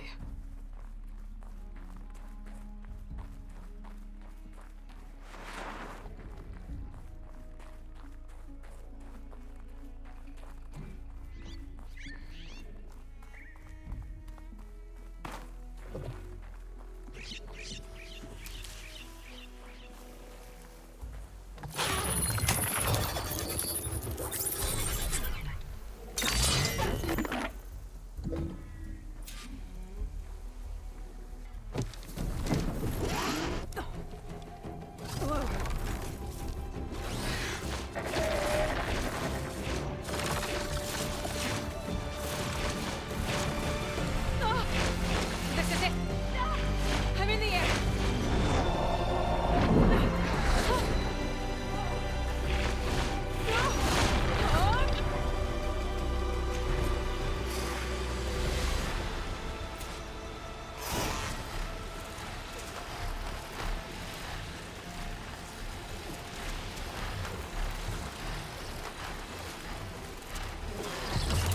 Whoa! Head rush. Tilda, I'm in the air. Then you'll want to pick up an energy cell on one of the ancient Horus Titans. But first you must send out a pulse to activate them. I've sent you the necessary software. To deploy it, you'll have to override one of the communication machines you refer to as Tolnecs. There's one in the middle of the desert that should do nicely. On it. Arrowhand. I can see the whole village from up here. Maybe I should check in on it after I've dealt with Regala.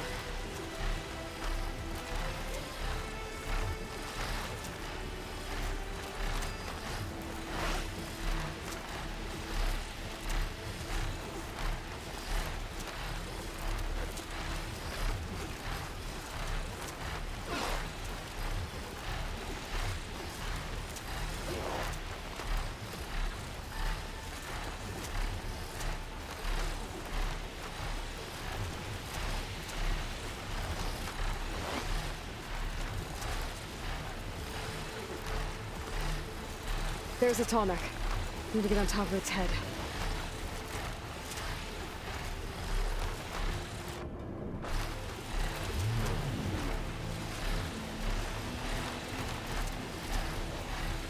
I know how to land this thing.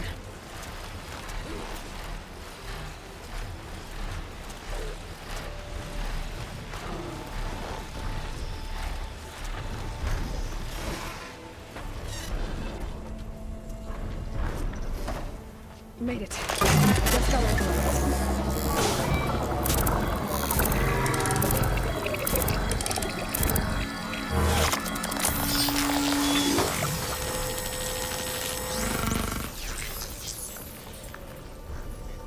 Okay, Tilda. I've overridden the Tolnec. Good. And the energy cells are now primed. Simply pick one up on a Horus. The nearest one should be northwest of your position. Dropping it on Regala's machine should produce quite a spectacle. Thanks for the assist. I told you, I want to help.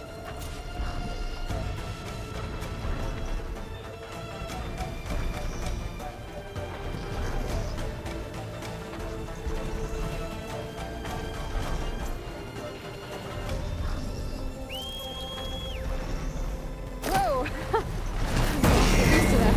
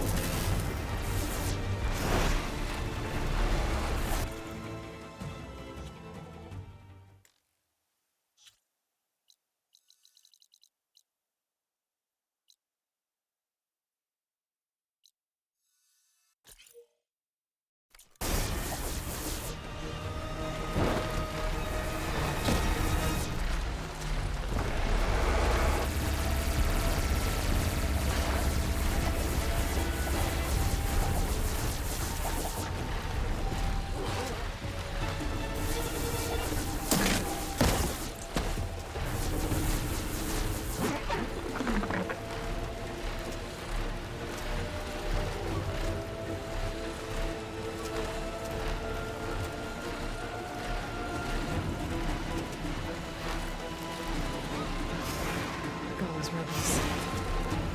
reinforcements heading. Heading for the Grove. I hope the colonies knock a people out of the Walker.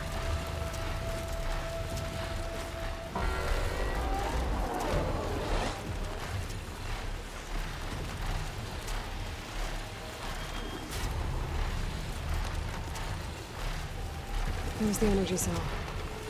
Right on the Titan's back.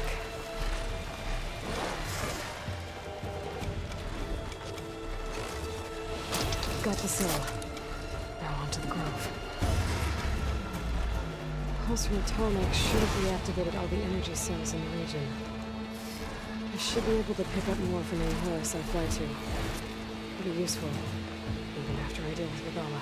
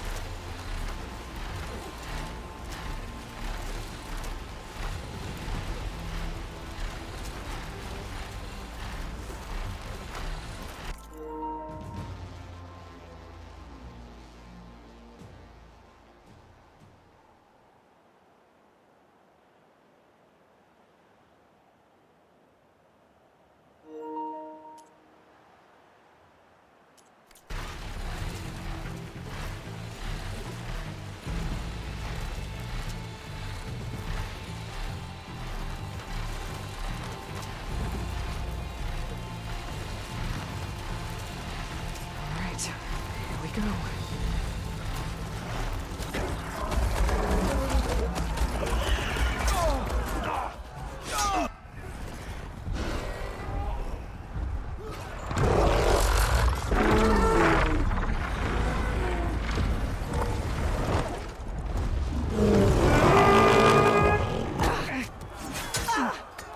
Regala's inside. Hekarro will soon be dead. It's all over, Chaplain. I gotta drop it now. Here it goes.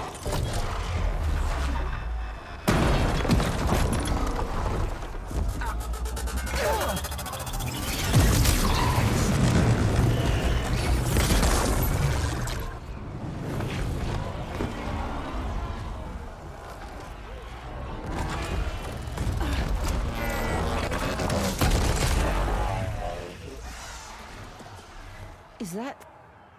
It's Aloy! She flies on the wings of the Ten. The tide has turned! Push through!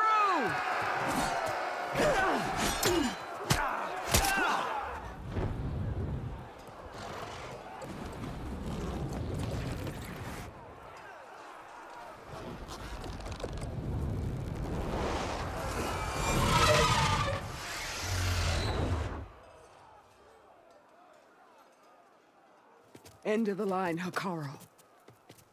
Now on your knees, and I'll give you the death you didn't have the spine to give me. They're down! The machines! All of them! They're down! What? How's that possible?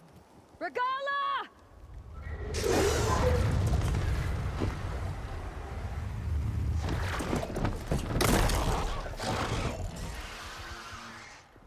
Enough bloodshed! Let's settle this. You and me. Easy to say when you're atop a machine.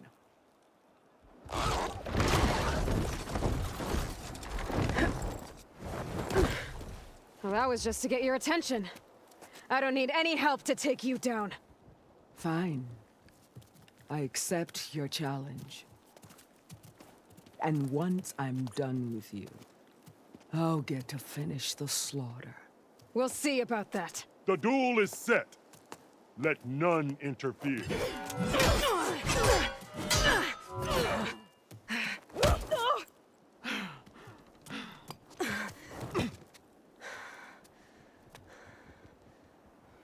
Okay.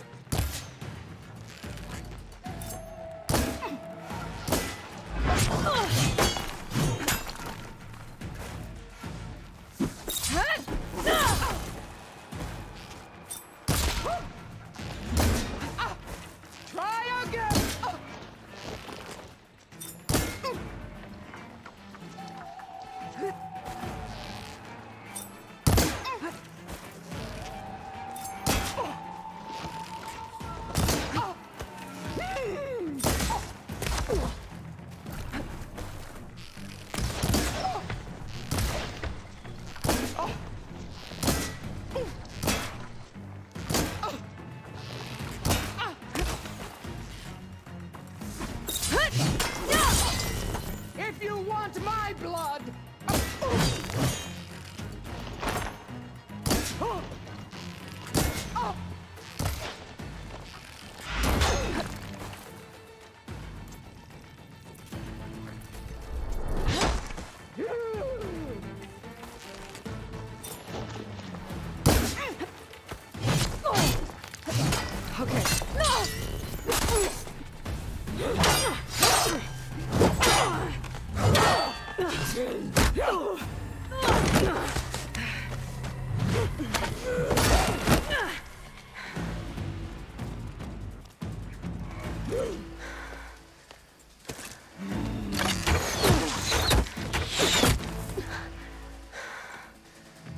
Alright, so that's how it's gonna be. That is left of your story!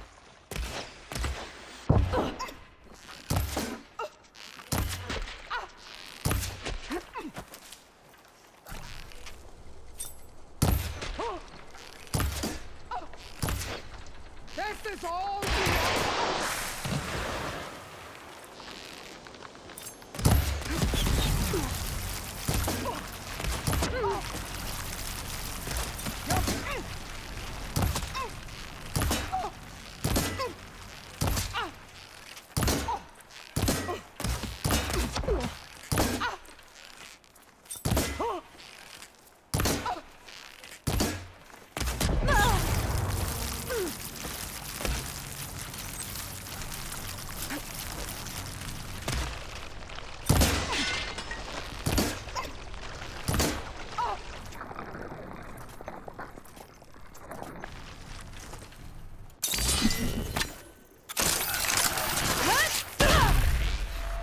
the rains will wash your filth from the land.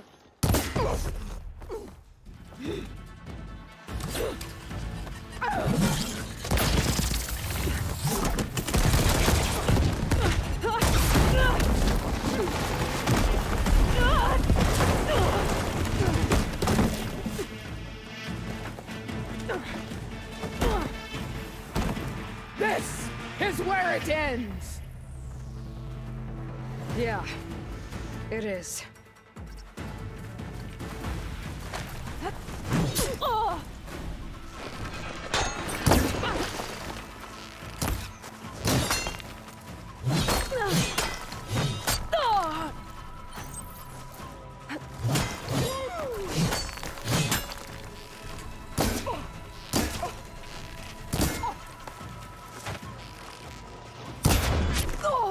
Strike!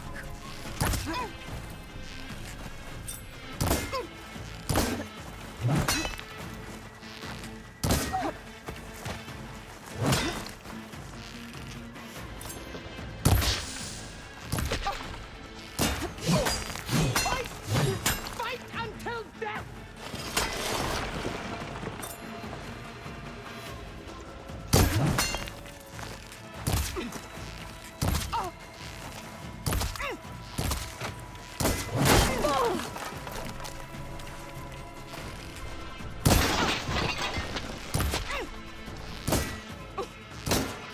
My story will be carved into your bone!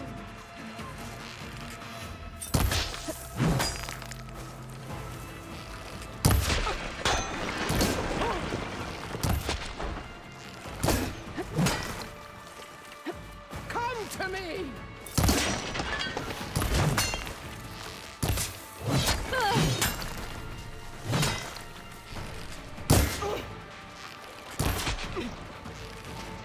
Is this?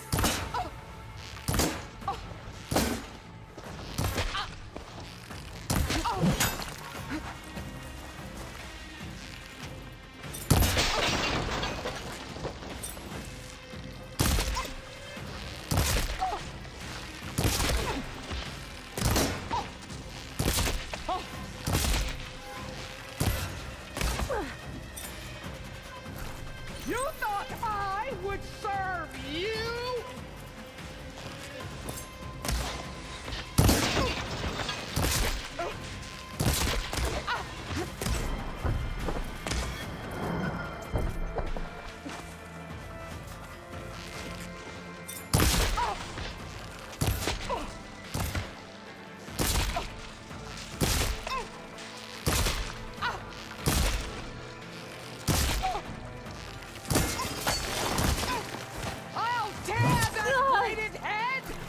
your body!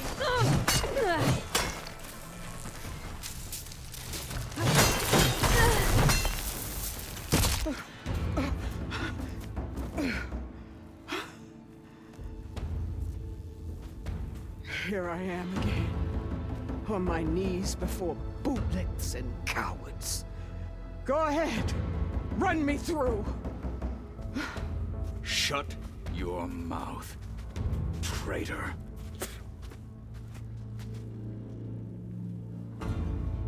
It was you who flew in on the wings of the Ten. You who challenged her. By our rights, you must decide her fate. I spared her once. It only made things worse. She was the best of my marshals. What a waste. She's dangerous, all right. But maybe that's exactly what I need. Cowards! What more do you have to conspire about? Whether you live or die.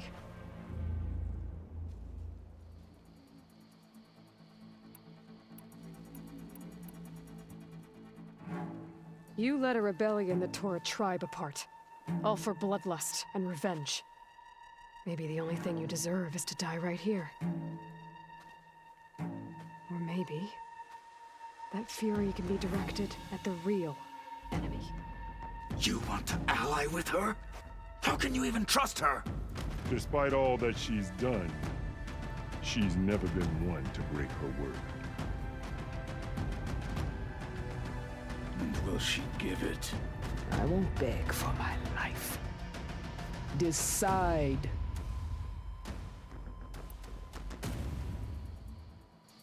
I'm not here to forgive you for your crimes. But there's another battle ahead. Against an enemy more powerful than anything you can imagine. And I need people. A squad. That's willing to do whatever it takes. I don't want your mercy. It's not mercy. The battle I'm talking about will be charging into a nightmare. A better death than this? Yes.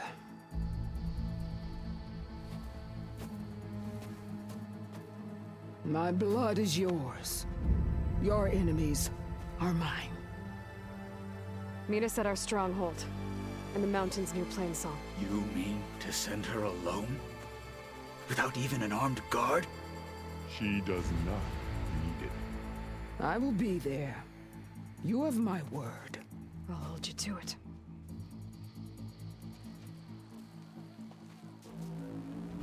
Chief, there's something you both need to see.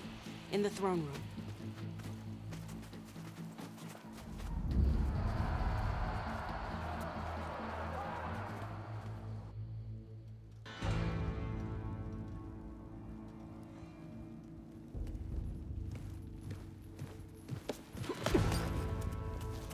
He surrendered to our guards outside the grove. Claims he has an urgent message for the Outlander who defeated Regalla. So, state it. It's for her alone.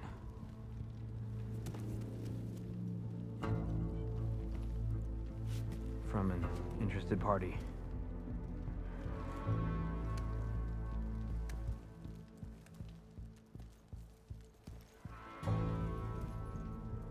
I'm gonna need some privacy. Clear the room. Put him with the rest of Regalla's soldiers. I'll see you back at base.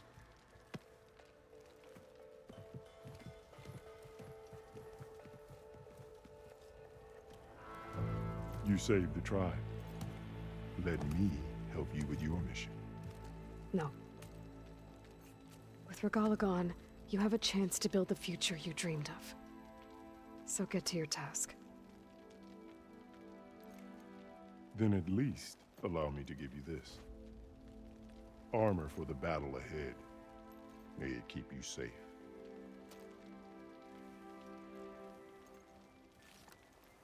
Thank you.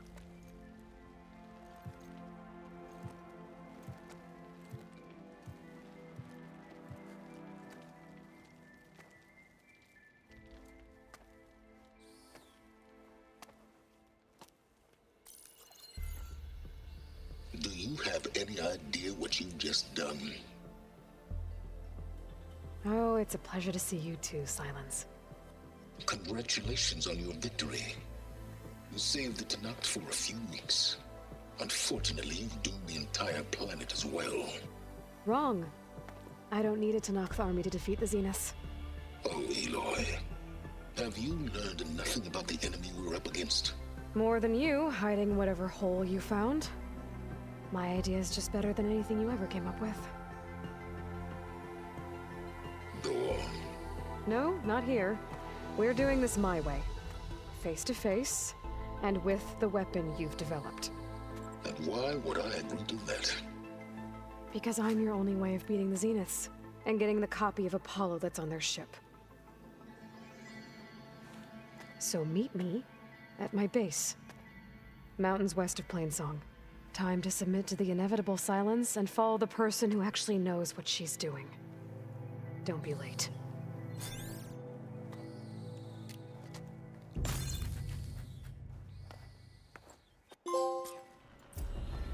Tilda, you there?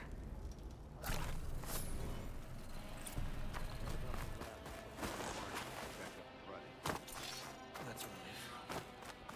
I still can't believe a storm wiped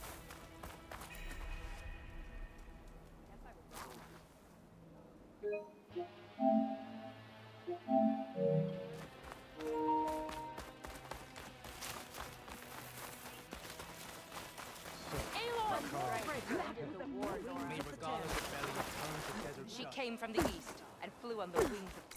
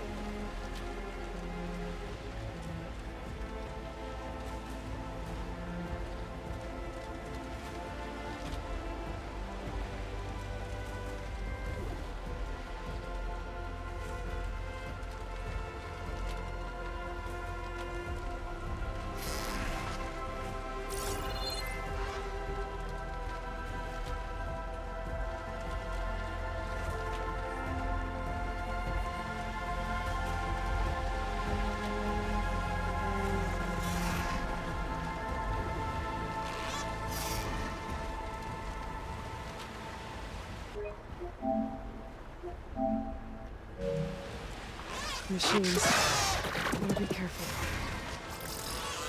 A wrecked clone ship. Must be the one Harry and Christy are on. Into the fray?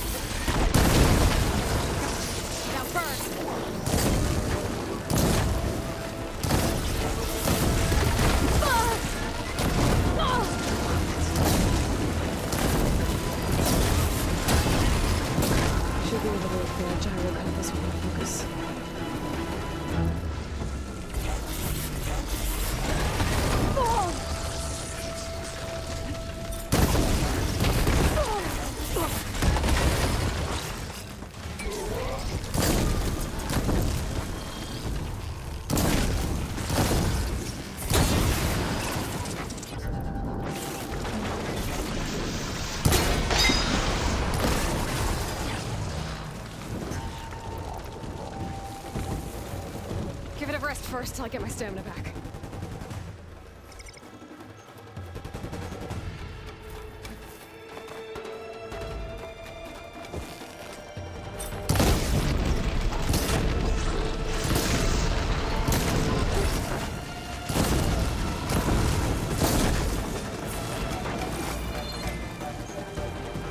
That's it. This thing took a beating. I'm sure it still works. We'll take it to Harry and Christy. Maybe they can fix it.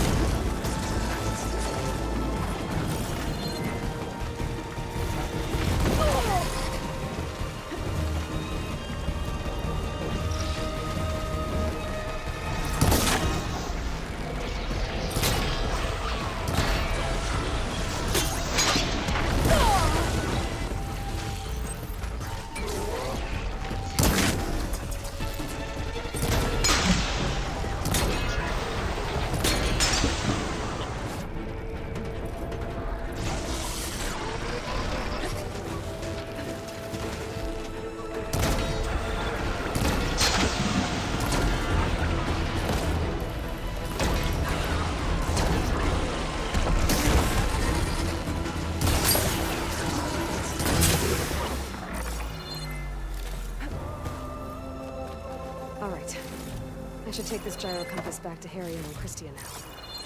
Hopefully they can make it work.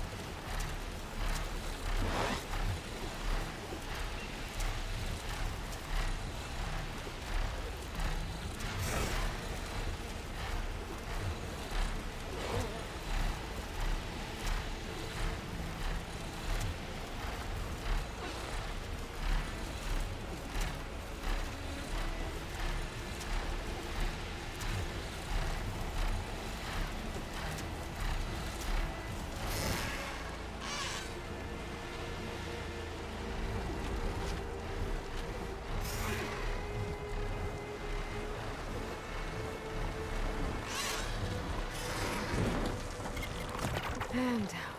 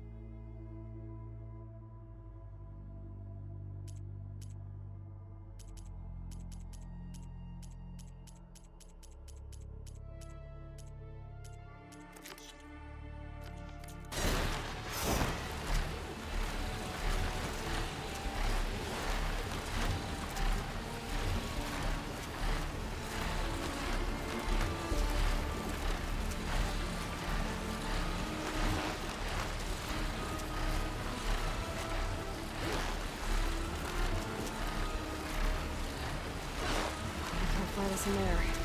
Gotta get off.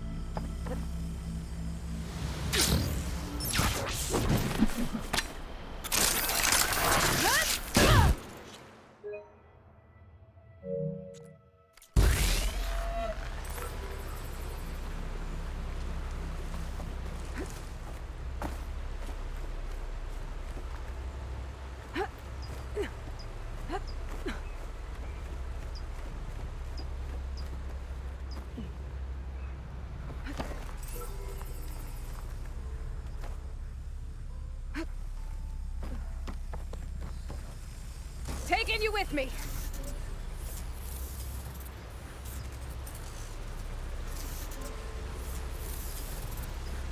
I don't think I can shoot it down.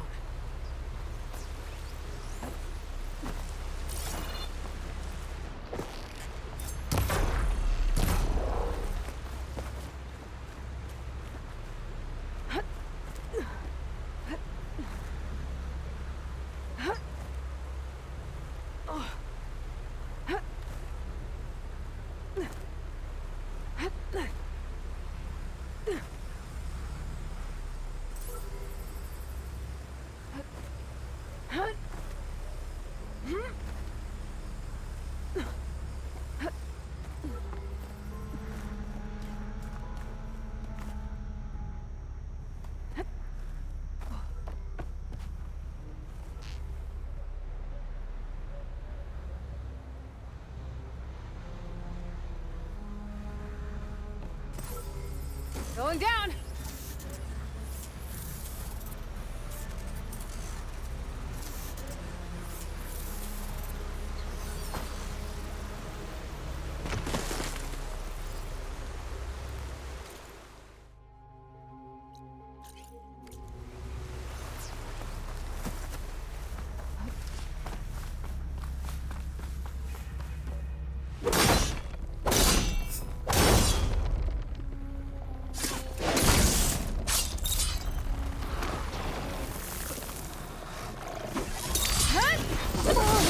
Now's my chance!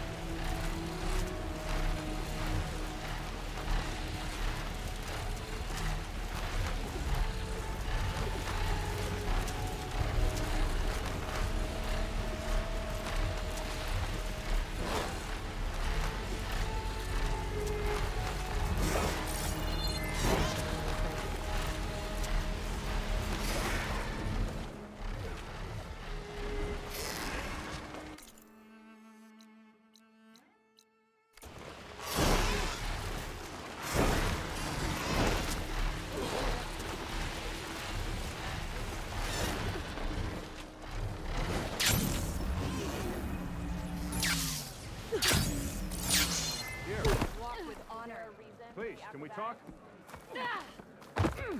Honor and discipline. I'm Ikuta. You're in. Can you fell Regala as easily as the bulwark, Outlander?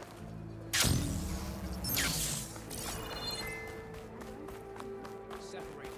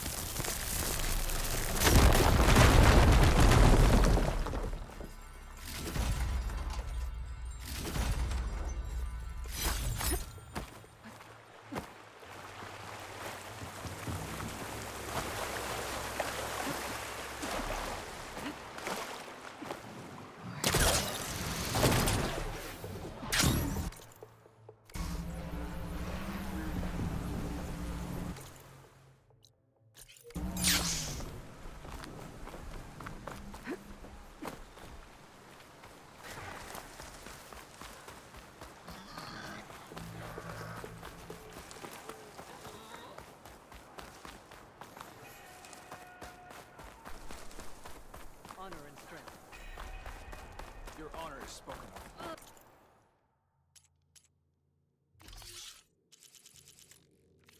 Outlander, Maybe I will was you wrong. break with this knot? Actually,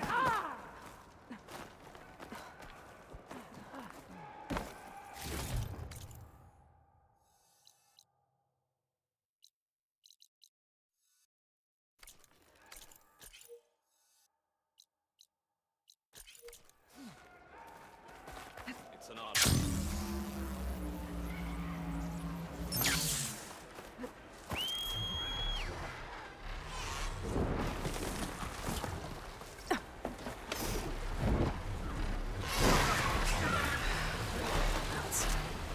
Some of them are still around, even though Regala's out of the picture.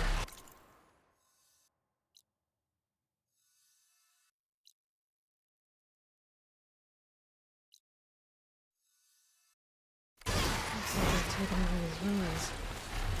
What are they doing here?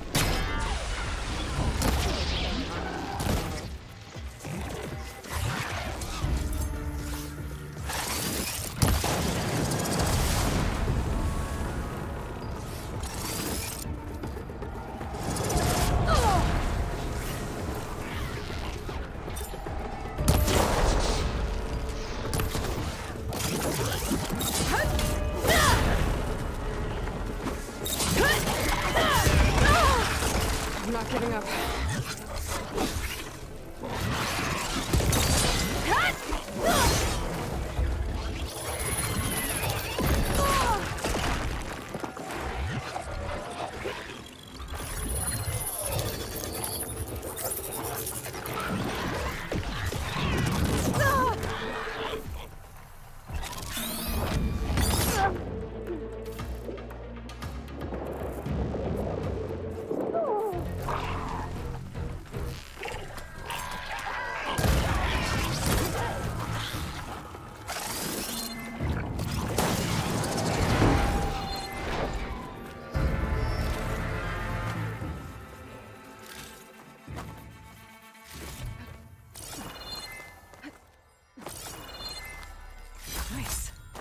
positive green shine.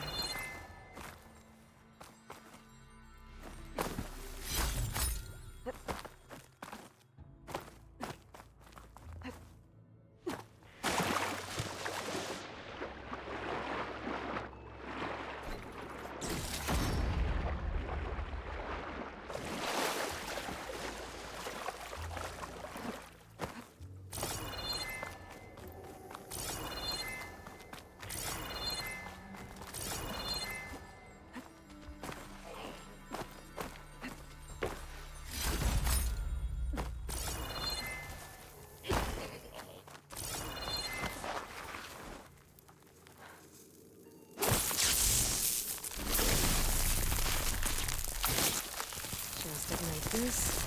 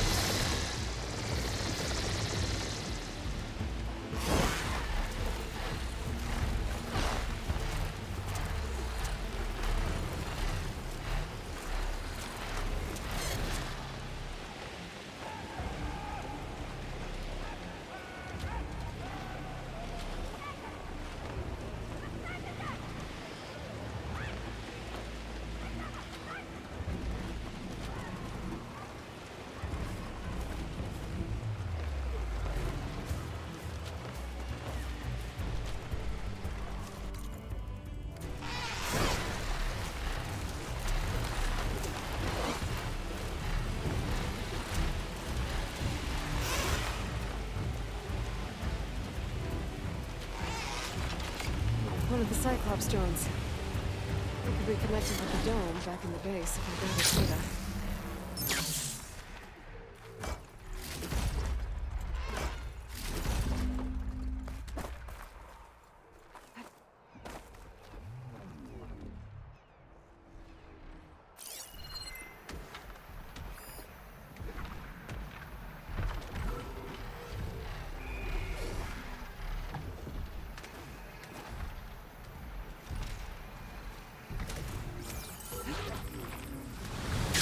Jump onto that drone to get it down.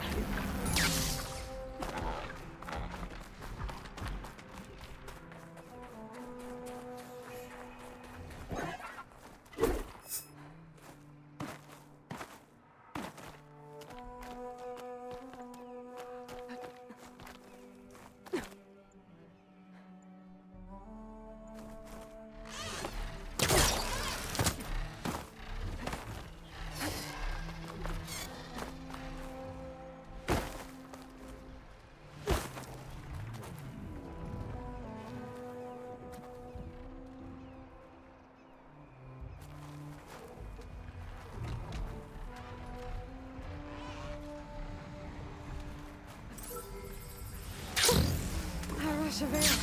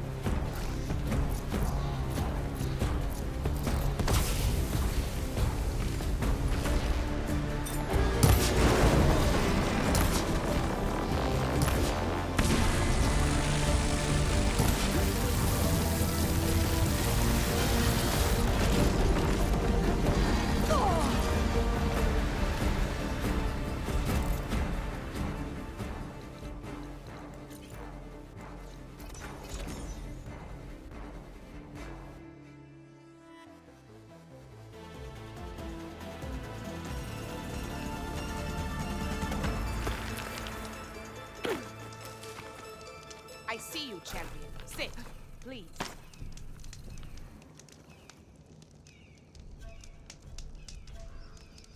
There's someone in Arrowhand who's been looking for you, champion. Goes by the name of Moralo. Sounded like he had something important to discuss. I'll try to stop by Arrowhand when I can, then. You look geared up for battle. You shouldn't Always miss a smart this chance choice. to trade.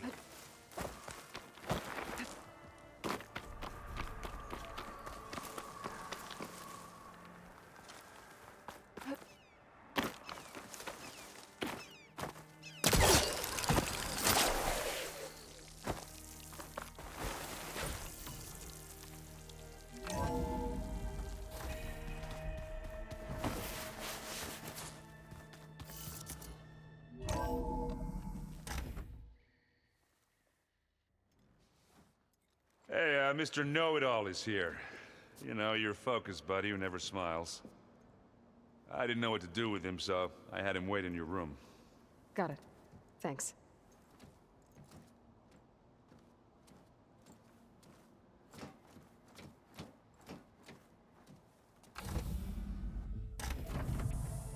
Well, Silence. Looks like you finally found a door you could open without me. I'm glad it's there, actually.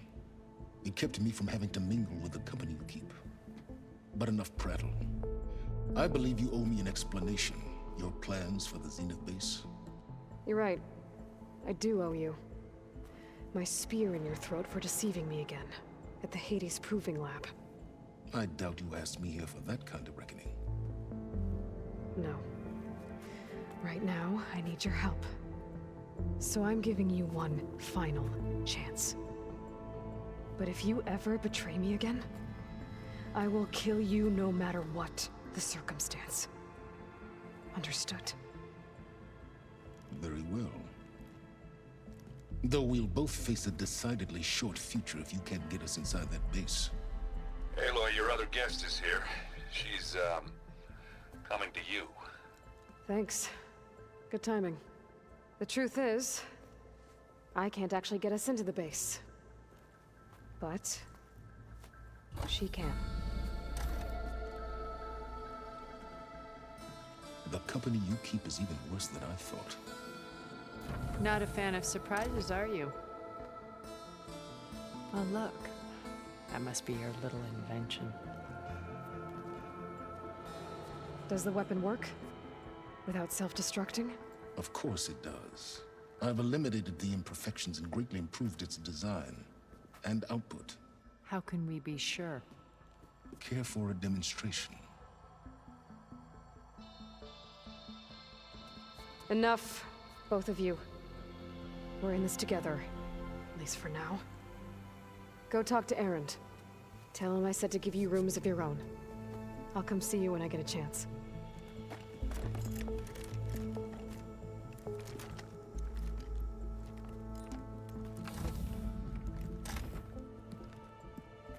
Oh, no. You first.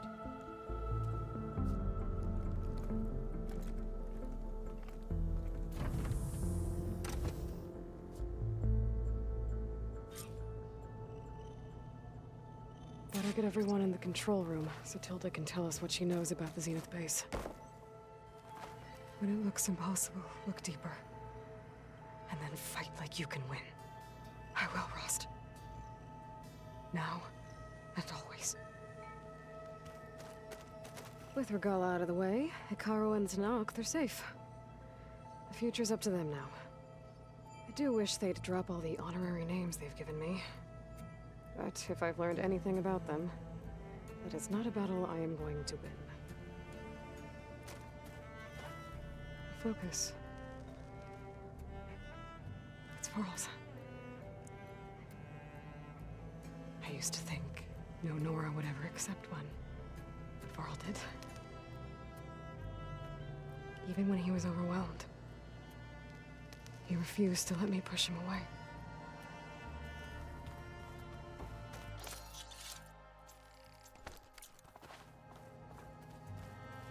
I failed Varl at Gemini. I should have pushed harder. I should have done more.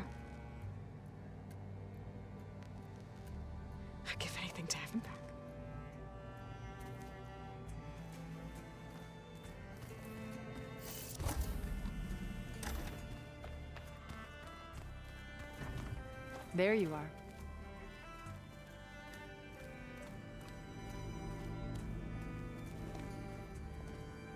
Well done, Aloy. Despite my reservations, you managed to secure Silence and his weapon. You're truly a shining example of Liz's fortitude. I've been thinking about what you said at your house. How you were friends with Elizabeth. It was more than that, wasn't it? Perceptive as ever. You're right, we were together for a time. Okay, so... what happened? I was an orphan. I had always been alone. By my 30s, I was starting to wonder if that was simply my fate in life. And then I met Liz. We kept running into each other at conferences. We'd have coffee. At some point, it became drinks. I thought it was just shop talk, an exchange of ideas, but then I was surprised at how much I looked forward to seeing her. Soon we were flying halfway across the world every other week just to meet up. For the first time, I didn't feel lonely. I could imagine a future where I wasn't. I think Liz felt the same way at first. She had lost her mother a few years back. I filled a void for her. I know I did. But as time passed, it seemed as though she wanted less when I wanted more. And so we ended things. So helping me, restoring Elizabeth's dream, it's what, a second chance, yes. I made a mistake leaving Earth while Liz stayed behind. I should have done more. So when I saw you, a woman who has carved her own remarkable path, beyond even what made Liz a phenomenon, I knew I had to help you. To do right by her.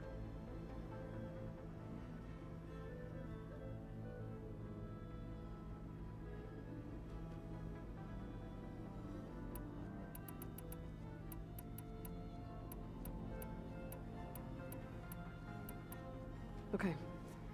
I'll let you know when it's time. I'll be here until then. And thank you, Aloy, for giving me this chance. My past has always been a struggle. More than once I've lost everything. But when I look to the future, I see Liz's dream fulfilled. A universe of new possibilities. Maybe we can make it happen. We will. I won't let anything get in the way. I promise you that.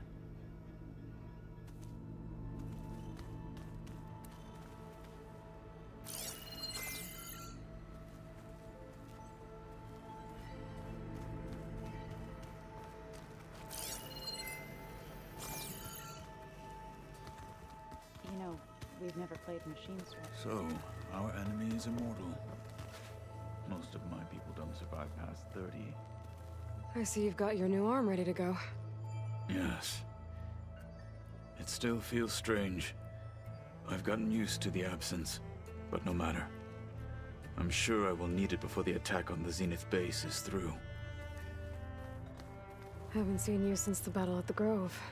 I saw you fly on the wings of the Ten, and paralyze Regalla's army with lightning. I would say that I am... inspired. Thank you, I guess. It is I who should be thanking you.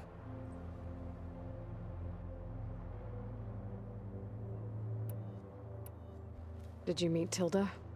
There is something about her that doesn't seem natural. I wouldn't be surprised if my sword went through her and she didn't bleed at all. Honestly, with her, nothing would surprise me.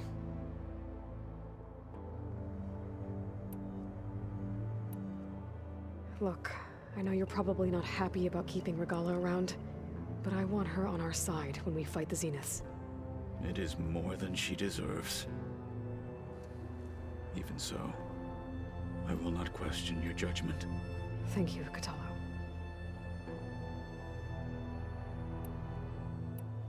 I have to go. Understood.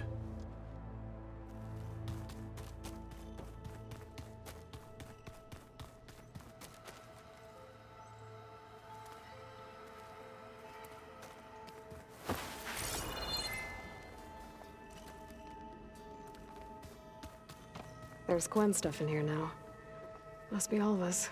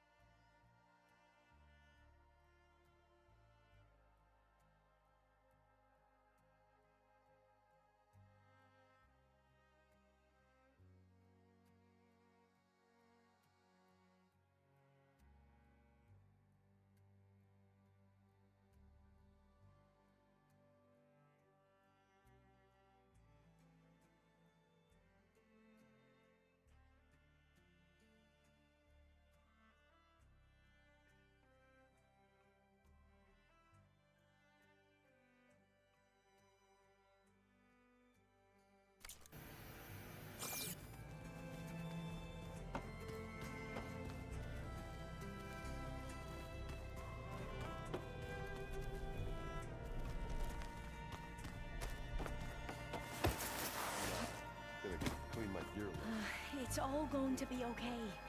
We can't give up now. Of course. Thank you. Don't mention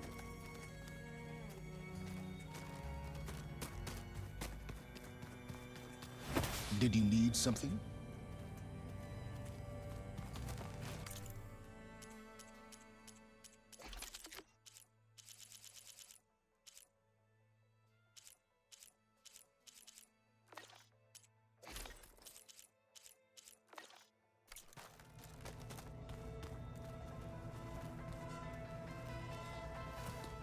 Bravo. You managed to sway a Zenith to your side. Care to explain? Not a chance. I thought you said the weapon was ready. There's always room to optimize. But that's not why you're here. I assume you want to comprehend my undertakings. So, ask away. Since when were you so forthcoming? Since you turned this into a waiting game. And as it seems you have found modest success, perhaps I'm willing to be generous.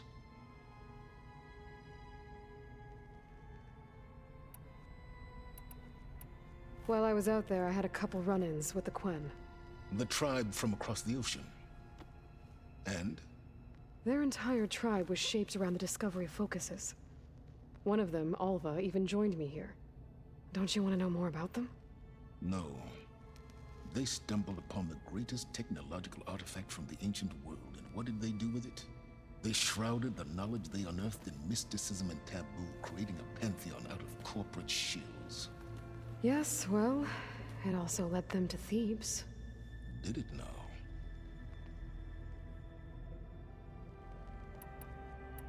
So those run-ins with the Quen I mentioned.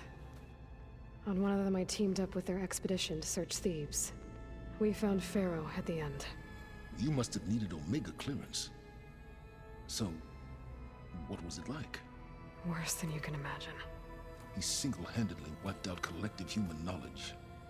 I'm sure it was still less than he deserved. Let me guess.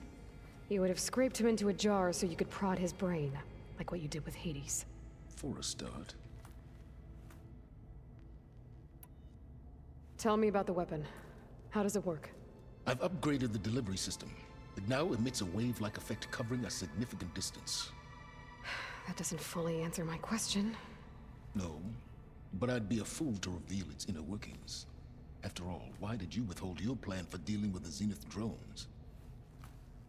Yes, even you can appreciate the value of secrecy when warranted. Suffice it to say that the weapon will work. The intricacies of how is knowledge that is mine alone.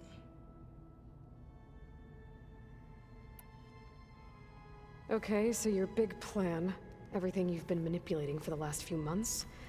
Let me see if I got this straight. You learned about the Zeniths from Hades when you interrogated it. Then you came up with a plan to defeat them by using a Tenakth army and that weapon. And to get the Tenakth to fight for you, or rather the Sons of Prometheus, armed Regalla's rebels with override tech. Did you have an actual question, or are you still playing catch-up?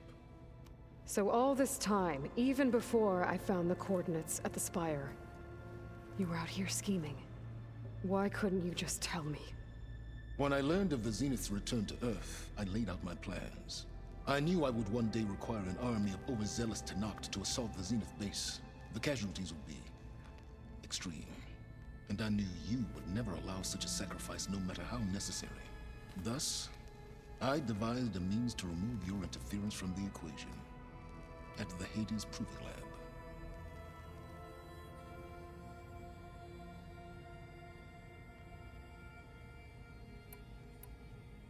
Why create the Sons of Prometheus? You didn't need a Sarah to make override tech. They were a necessary safeguard. My time serving Hades in the Eclipse demonstrated the risks of getting directly involved. Through the Sons of Prometheus, I could execute my plans, all while remaining anonymous. Except to a Sarah.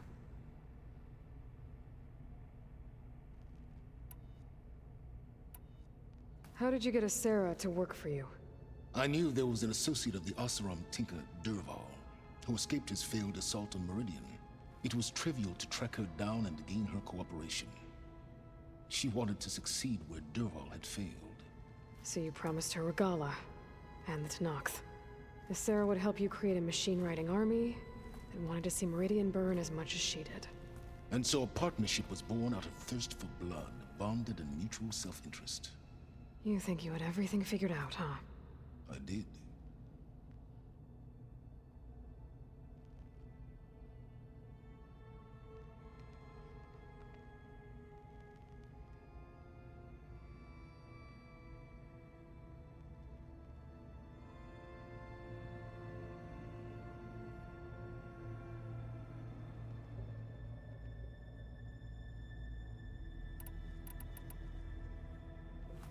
You wanted me to surrender to the Zenith at the Hades Proving Lab. They almost killed me. Based on everything I knew about them, I concluded they would find you a useful asset, thereby keeping you out of harm's way and, more importantly, out of my way. So you really didn't know they had their own clone of Elizabeth? No. Unfortunately, there was no way I could have known that particular detail. Detail? Well, I guess if it wasn't for that, we wouldn't be here today.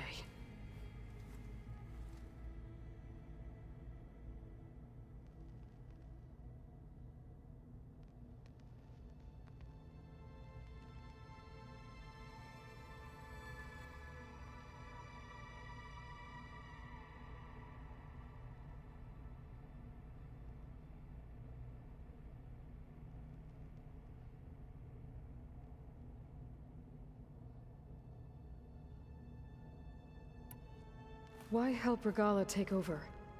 If you wanted an army, you could have just gone to Hekarro. Before Regalla's rebellion, Hekarro was only concerned with battling machines and fostering friendships with the Carja.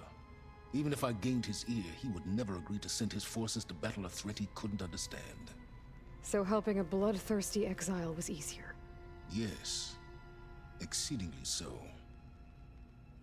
All Regalla craved was war against the Carja and anyone who threatens the Tenakth.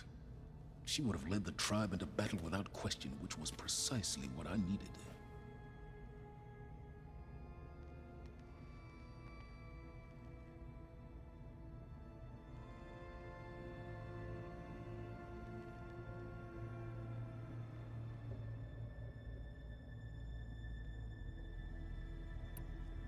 All right, Silence. I think I've talked to you long enough. I'll let you know when it's time to go. And try not to mess with Tilda while you're in here, okay? I don't need the two of you butting heads. Ah, yes. About your Zenith ally. I wonder if you understand what kind of person you're dealing with. For someone to live as long as she has, outlast as many calamities, well, your goals may be aligned now, but I'd watch for the moment they diverge. Yeah, I'm aware. Reminds me of someone else I know. Survival is only a necessity to my greater purpose, Aloy. I'd hoped you'd recognize that by now. Do you know something or not? Oh, I know a great deal of things. But on this, you just call it a feeling. Oh, a feeling? You mean you finally had one? Huh. Guess even you can change, Silence.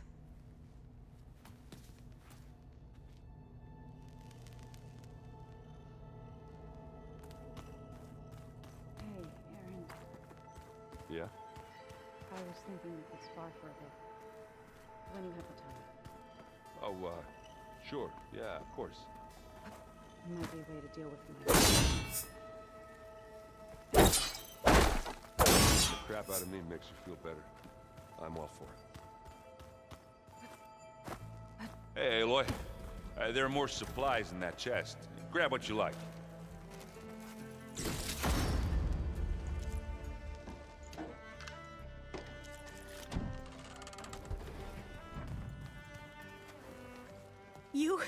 You flew? Kotallo told me. And took out Regalla's machines? You know what? I don't even know why I'm surprised. I saw we have visitors. Does this mean we're ready to take the fight to the Zeniths? Almost.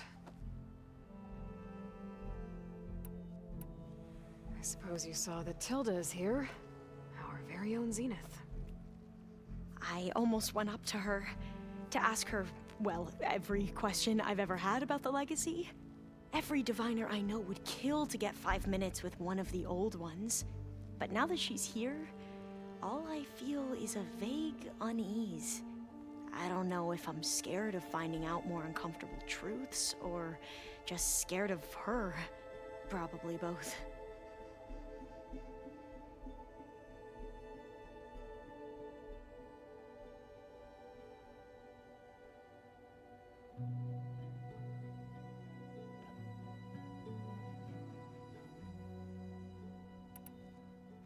Are you okay?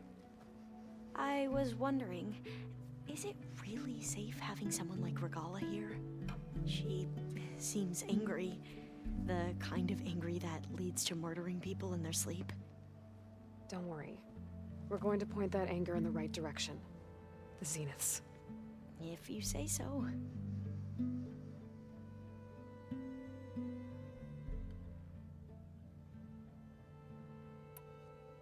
I hope our new guests have been behaving.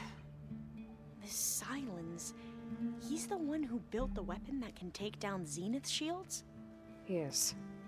Though I wouldn't expect him to answer any questions about it. He refuses to dole out his secrets to us lesser mortals. Oh. You know that special part of us that makes us warm, kind, welcoming? Our spirit? Yeah. He was born without that.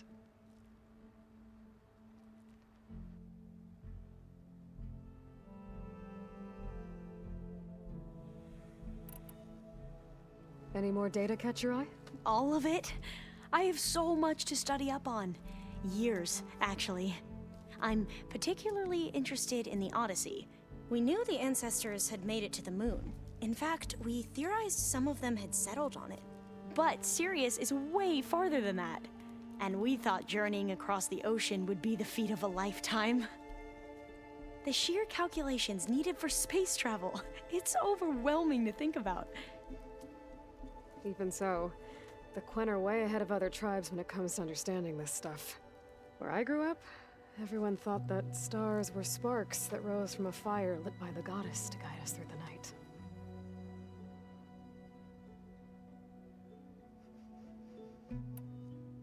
How are you holding up? Varl's loss is heavy on everyone's mind. I didn't know him well, but I can see how much he meant to the others. Zoe and Erend seem to have taken to it the hardest, but I don't quite know what to say to them. They need time to sort through it. And what about you? Will time heal your wounds? I don't know. I try not to think about it.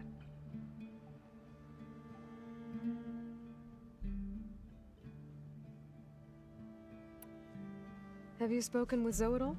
A little bit, but I did hear her singing with Varl not too long ago. I don't think they noticed. seemed so, free when she did it. Like every emotion she had was taking flight in song. And she looked happier because of it. I felt so dull and nervous in comparison. You should ask Zoe to teach you sometime. About Utaru music. Maybe.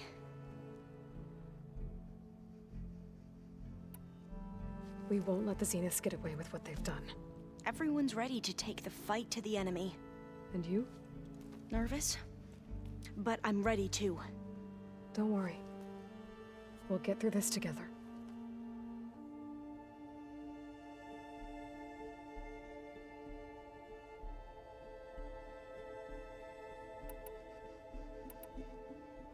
Anything new around here? Kotallo showed me the schematics for his new arm. I recall reading about robotic limbs within the Legacy, but I never thought I'd see one in action. Technology like that would be treasured back home. Think of what it could do for injured workers or soldiers. But knowing the Imperial family, they would use it for different purposes. Their own. Replacing body parts as they grow older. Like the Zeniths. Exactly.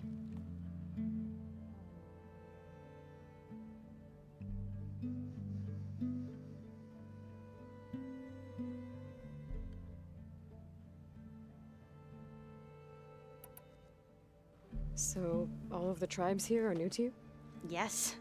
I've been studying up on them. The most fascinating one thus far has been the Tenakth. An entire culture based on the holograms of an ancient museum. There's much they've misinterpreted, not unlike the Quen. But still, there's a nobility to what they've become. They're honorable and fearless. And deadly.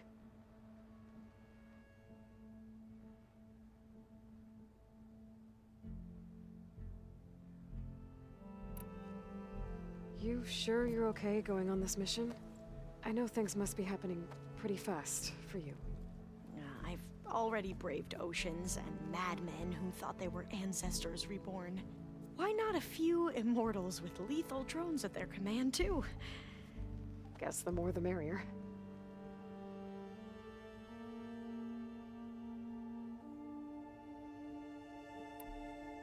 I need to wrap up a few things, but stay sharp. I'll be ready when you call.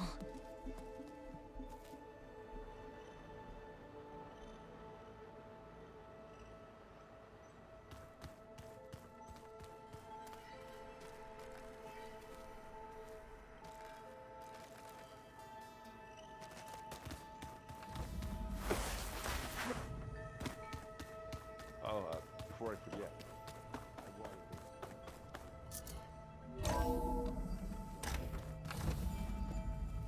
Okay.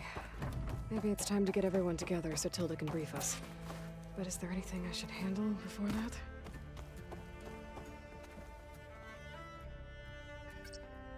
There we go. All drones are reconnected to the dome now.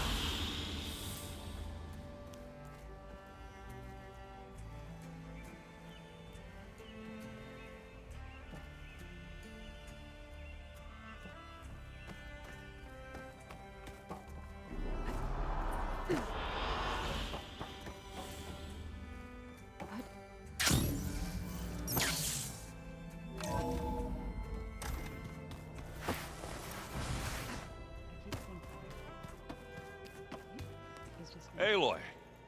Wish I could say we don't need them. Even Regalla. Yeah. Enemy. Right. You, talked to Tilda at all? I tried. I don't think even a hot forge could melt that ice. And you say she wants to help? I think so. Well, let's hope.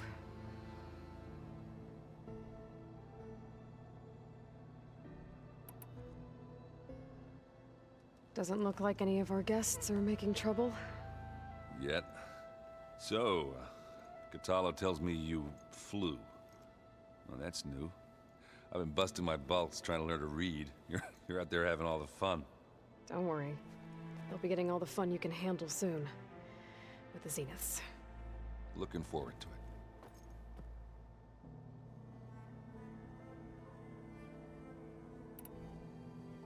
I guess Sylens is keeping to himself, as usual. I was hoping he'd give me an excuse to hammer his sorry ass to the ground. Please don't. You telling me you wouldn't want to get just one good hit on that smug face of his? After everything he's done? Sure. Later. Right now, he's got something we need.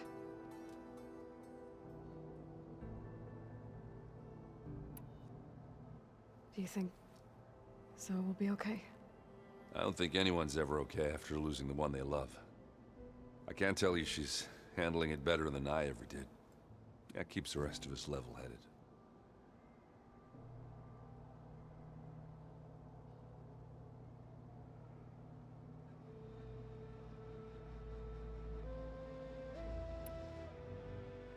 Do I smell ale? I brought some over from Chain Scrape. With everything that's been going on, I thought we could all use a drink. Besides, there is nothing that brings people together like a good brew.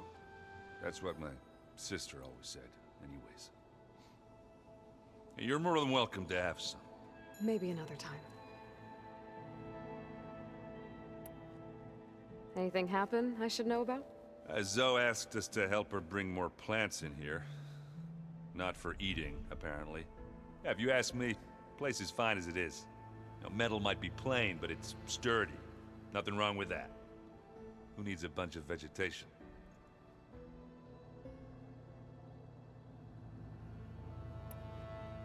How are things with Kotallo? You still scared of him? Oh, she thinks she's funny. Actually, I asked if he'd be interested in playing a game of Strike. I had to fill in most of the conversation myself, but I'm still alive. Glad to hear it.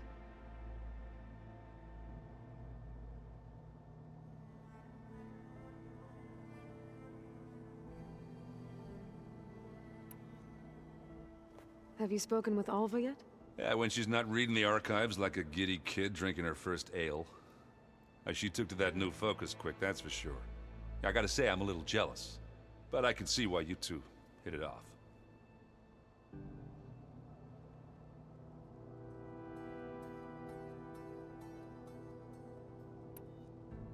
Anybody take you up on that ale you brought yet? Zoe can't stand the smell of it. I tried Alva, but I don't think she knows what taking a break means. What about Kotallo? Ah, now there's a man that can hold his liquor. Pretty sure we downed half a keg. We had a good chat, I think.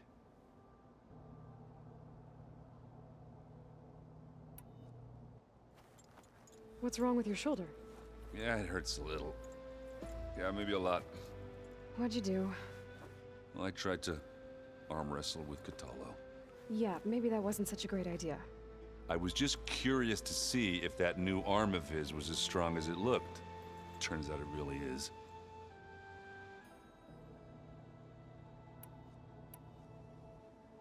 You look tired. Ha! You never want to hold back, are you? I've just been making sure that I got everything down for this mission of yours. I wouldn't want to be the usual screw-up out there. You'll do fine, Erend. You still sifting through loads of data? Yeah, it's interesting. There's lots of words.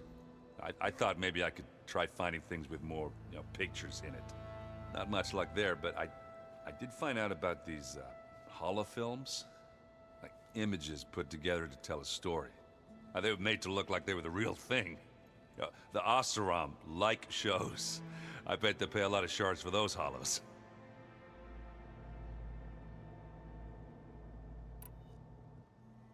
You've been looking at any interesting data?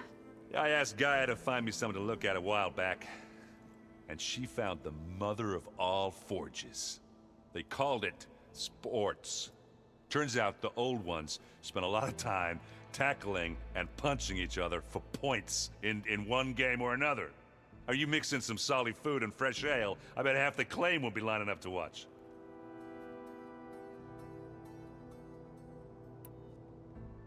What you reading next? I saw Gaia added something to the archives about metal rods being used to harness lightning during storms. Guy reminded me of a cousin of mine. Thought he could trap lightning if he covered himself in Stormbird plates. Went up the tallest mountain in the claim to prove it. It ended like a lot of Oseram things do. With a spark and a boom.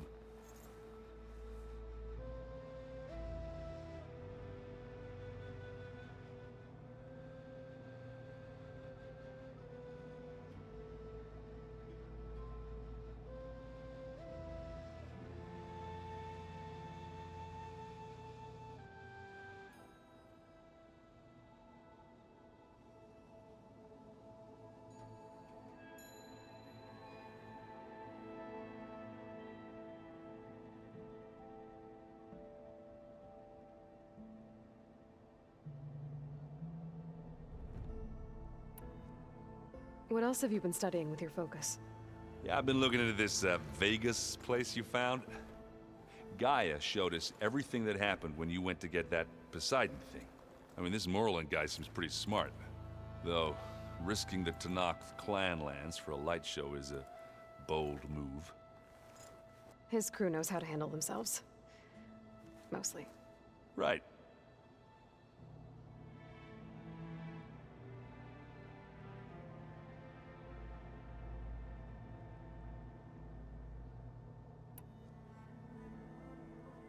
I better get going. Well, you know where to find me.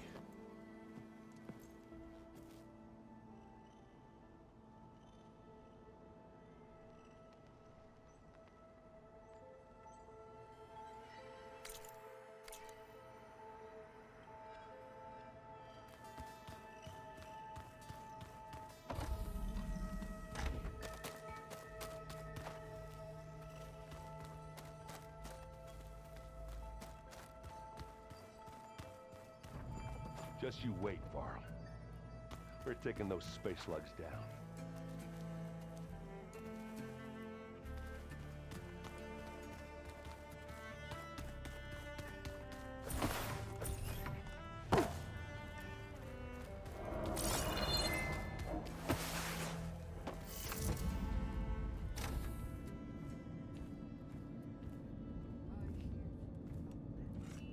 This place smells wrong. No sand or wind, only cold steel.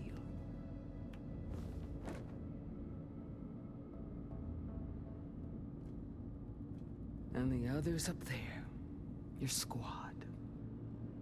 They can hold their own. And as for this base, it may not be what you're used to. But it is a shelter. Call it what it is. A cage. You came here on your own. For the battle you promised. So for now I wait in my cage for your word. Tell me when to strike.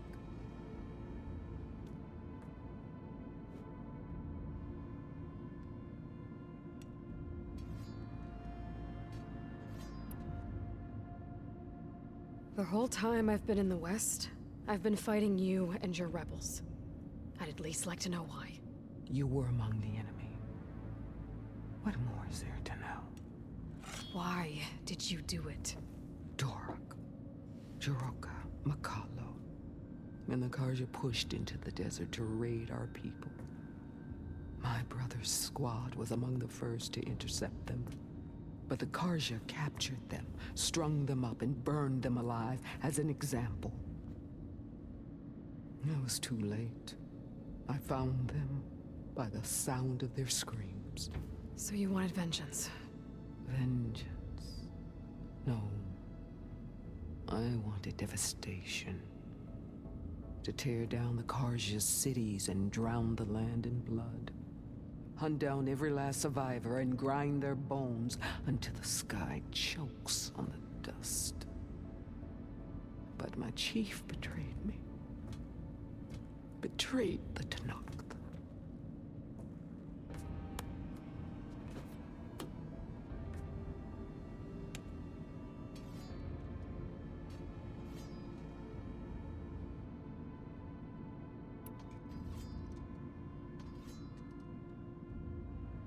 How did Hekarro betray you? Hekarro called on the clans to resist the Carja's red raids. But we did more than just defend. We hunted them, and they fled as children before a pack of Clawstriders all the way to their border. There we ripped down their stone walls. Their domain was ours for the taking. But when it came time to push on, Hekarro ordered us to fall back. What soldier retreats when slaughter is at hand? The kind who wants peace for their people. Peace is just a lull between vendettas. But I thought my chief had greater tactics in mind, so I stood by him, even when he allowed that filthy Carja to join our ranks. Fashav. I enjoyed watching him die at the embassy. He should have been put down when we first captured him on the field. Instead, Hekarro made him a marshal. If he became a marshal, he had to have competed in the cool route, meaning he earned it. It was an insult. No Outlander can ever deserve to wear our armor, bear our marks. And then a Carja messenger was brought before us? That's when I knew. I had to run my blade through Hekarro and drag his treacherous corpse to the gates of the Sundom.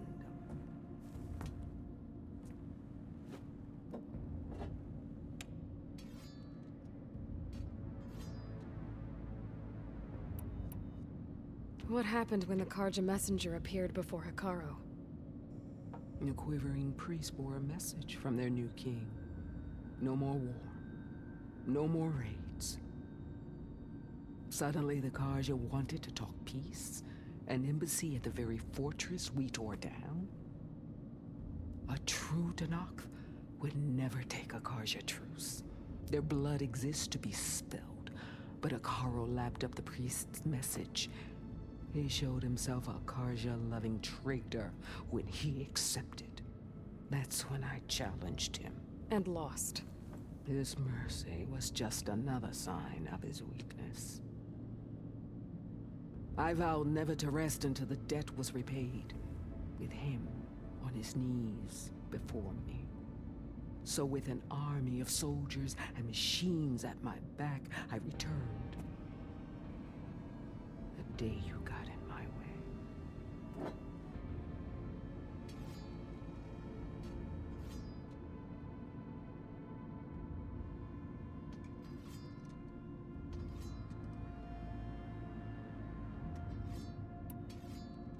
The deal you made. Override tech in exchange for an assault on the Zenith base. How did Sylens approach you? That name means nothing to me. My agreement was with the Oseram Asera and her sons of Prometheus. So all this time, you didn't even know who you were really dealing with? And you trusted an Outlander? If it was a trick, I would have crushed her. But she spoke with the same burning hatred for the Carja. And she offered me the chance to run them down with machines. The terror in your enemy's eyes when they see you charge. You know what I'm talking about. I bet you felt it. I don't think so. What about your end of the deal? Would you have honored it? Had I killed Hekarro and become chief, these Zeniths would have been the first of the tribe's victories. But because of you, my people will continue to consort with the enemy. A tribe of weaklings. Because of me, hundreds of Tenakth won't throw away their lives in a battle they can't win.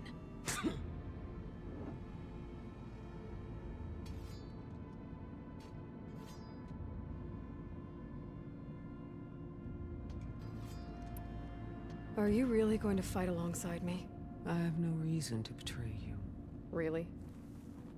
I failed to kill Hekarro, failed to eliminate you. No Tenakth would follow me now. The Carja remain out of my reach, cowering behind their walls. All I have left are the screams of those long dead and unending rage. So show me where to bury it.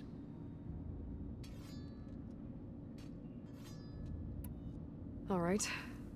I guess we'll both face the end soon enough. Ever since you got in my way, I've wanted to see your bones burned white beneath the sun. But if I'm to die in battle, then it might as well be with the one who flew with the wings of the Ten. I'll let you know when it's time to move out.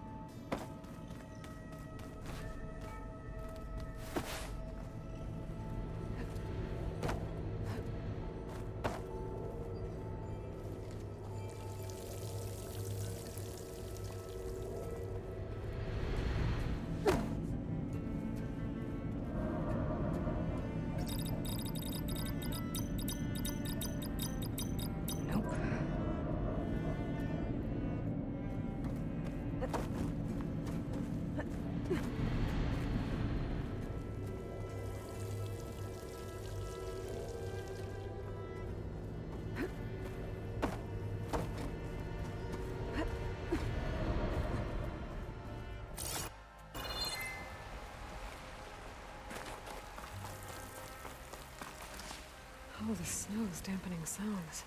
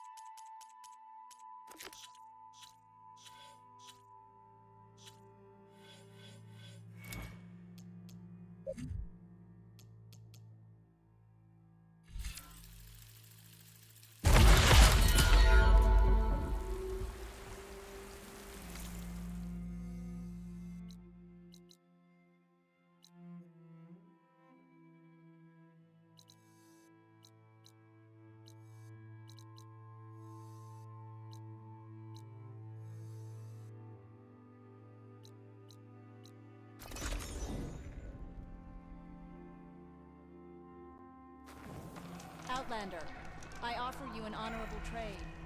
May Regalla's rebellion turn to desert dust. Ah! Greetings. My stock will be here next time.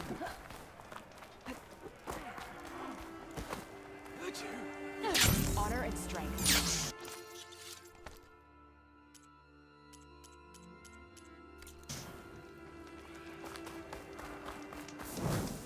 An honest trade is...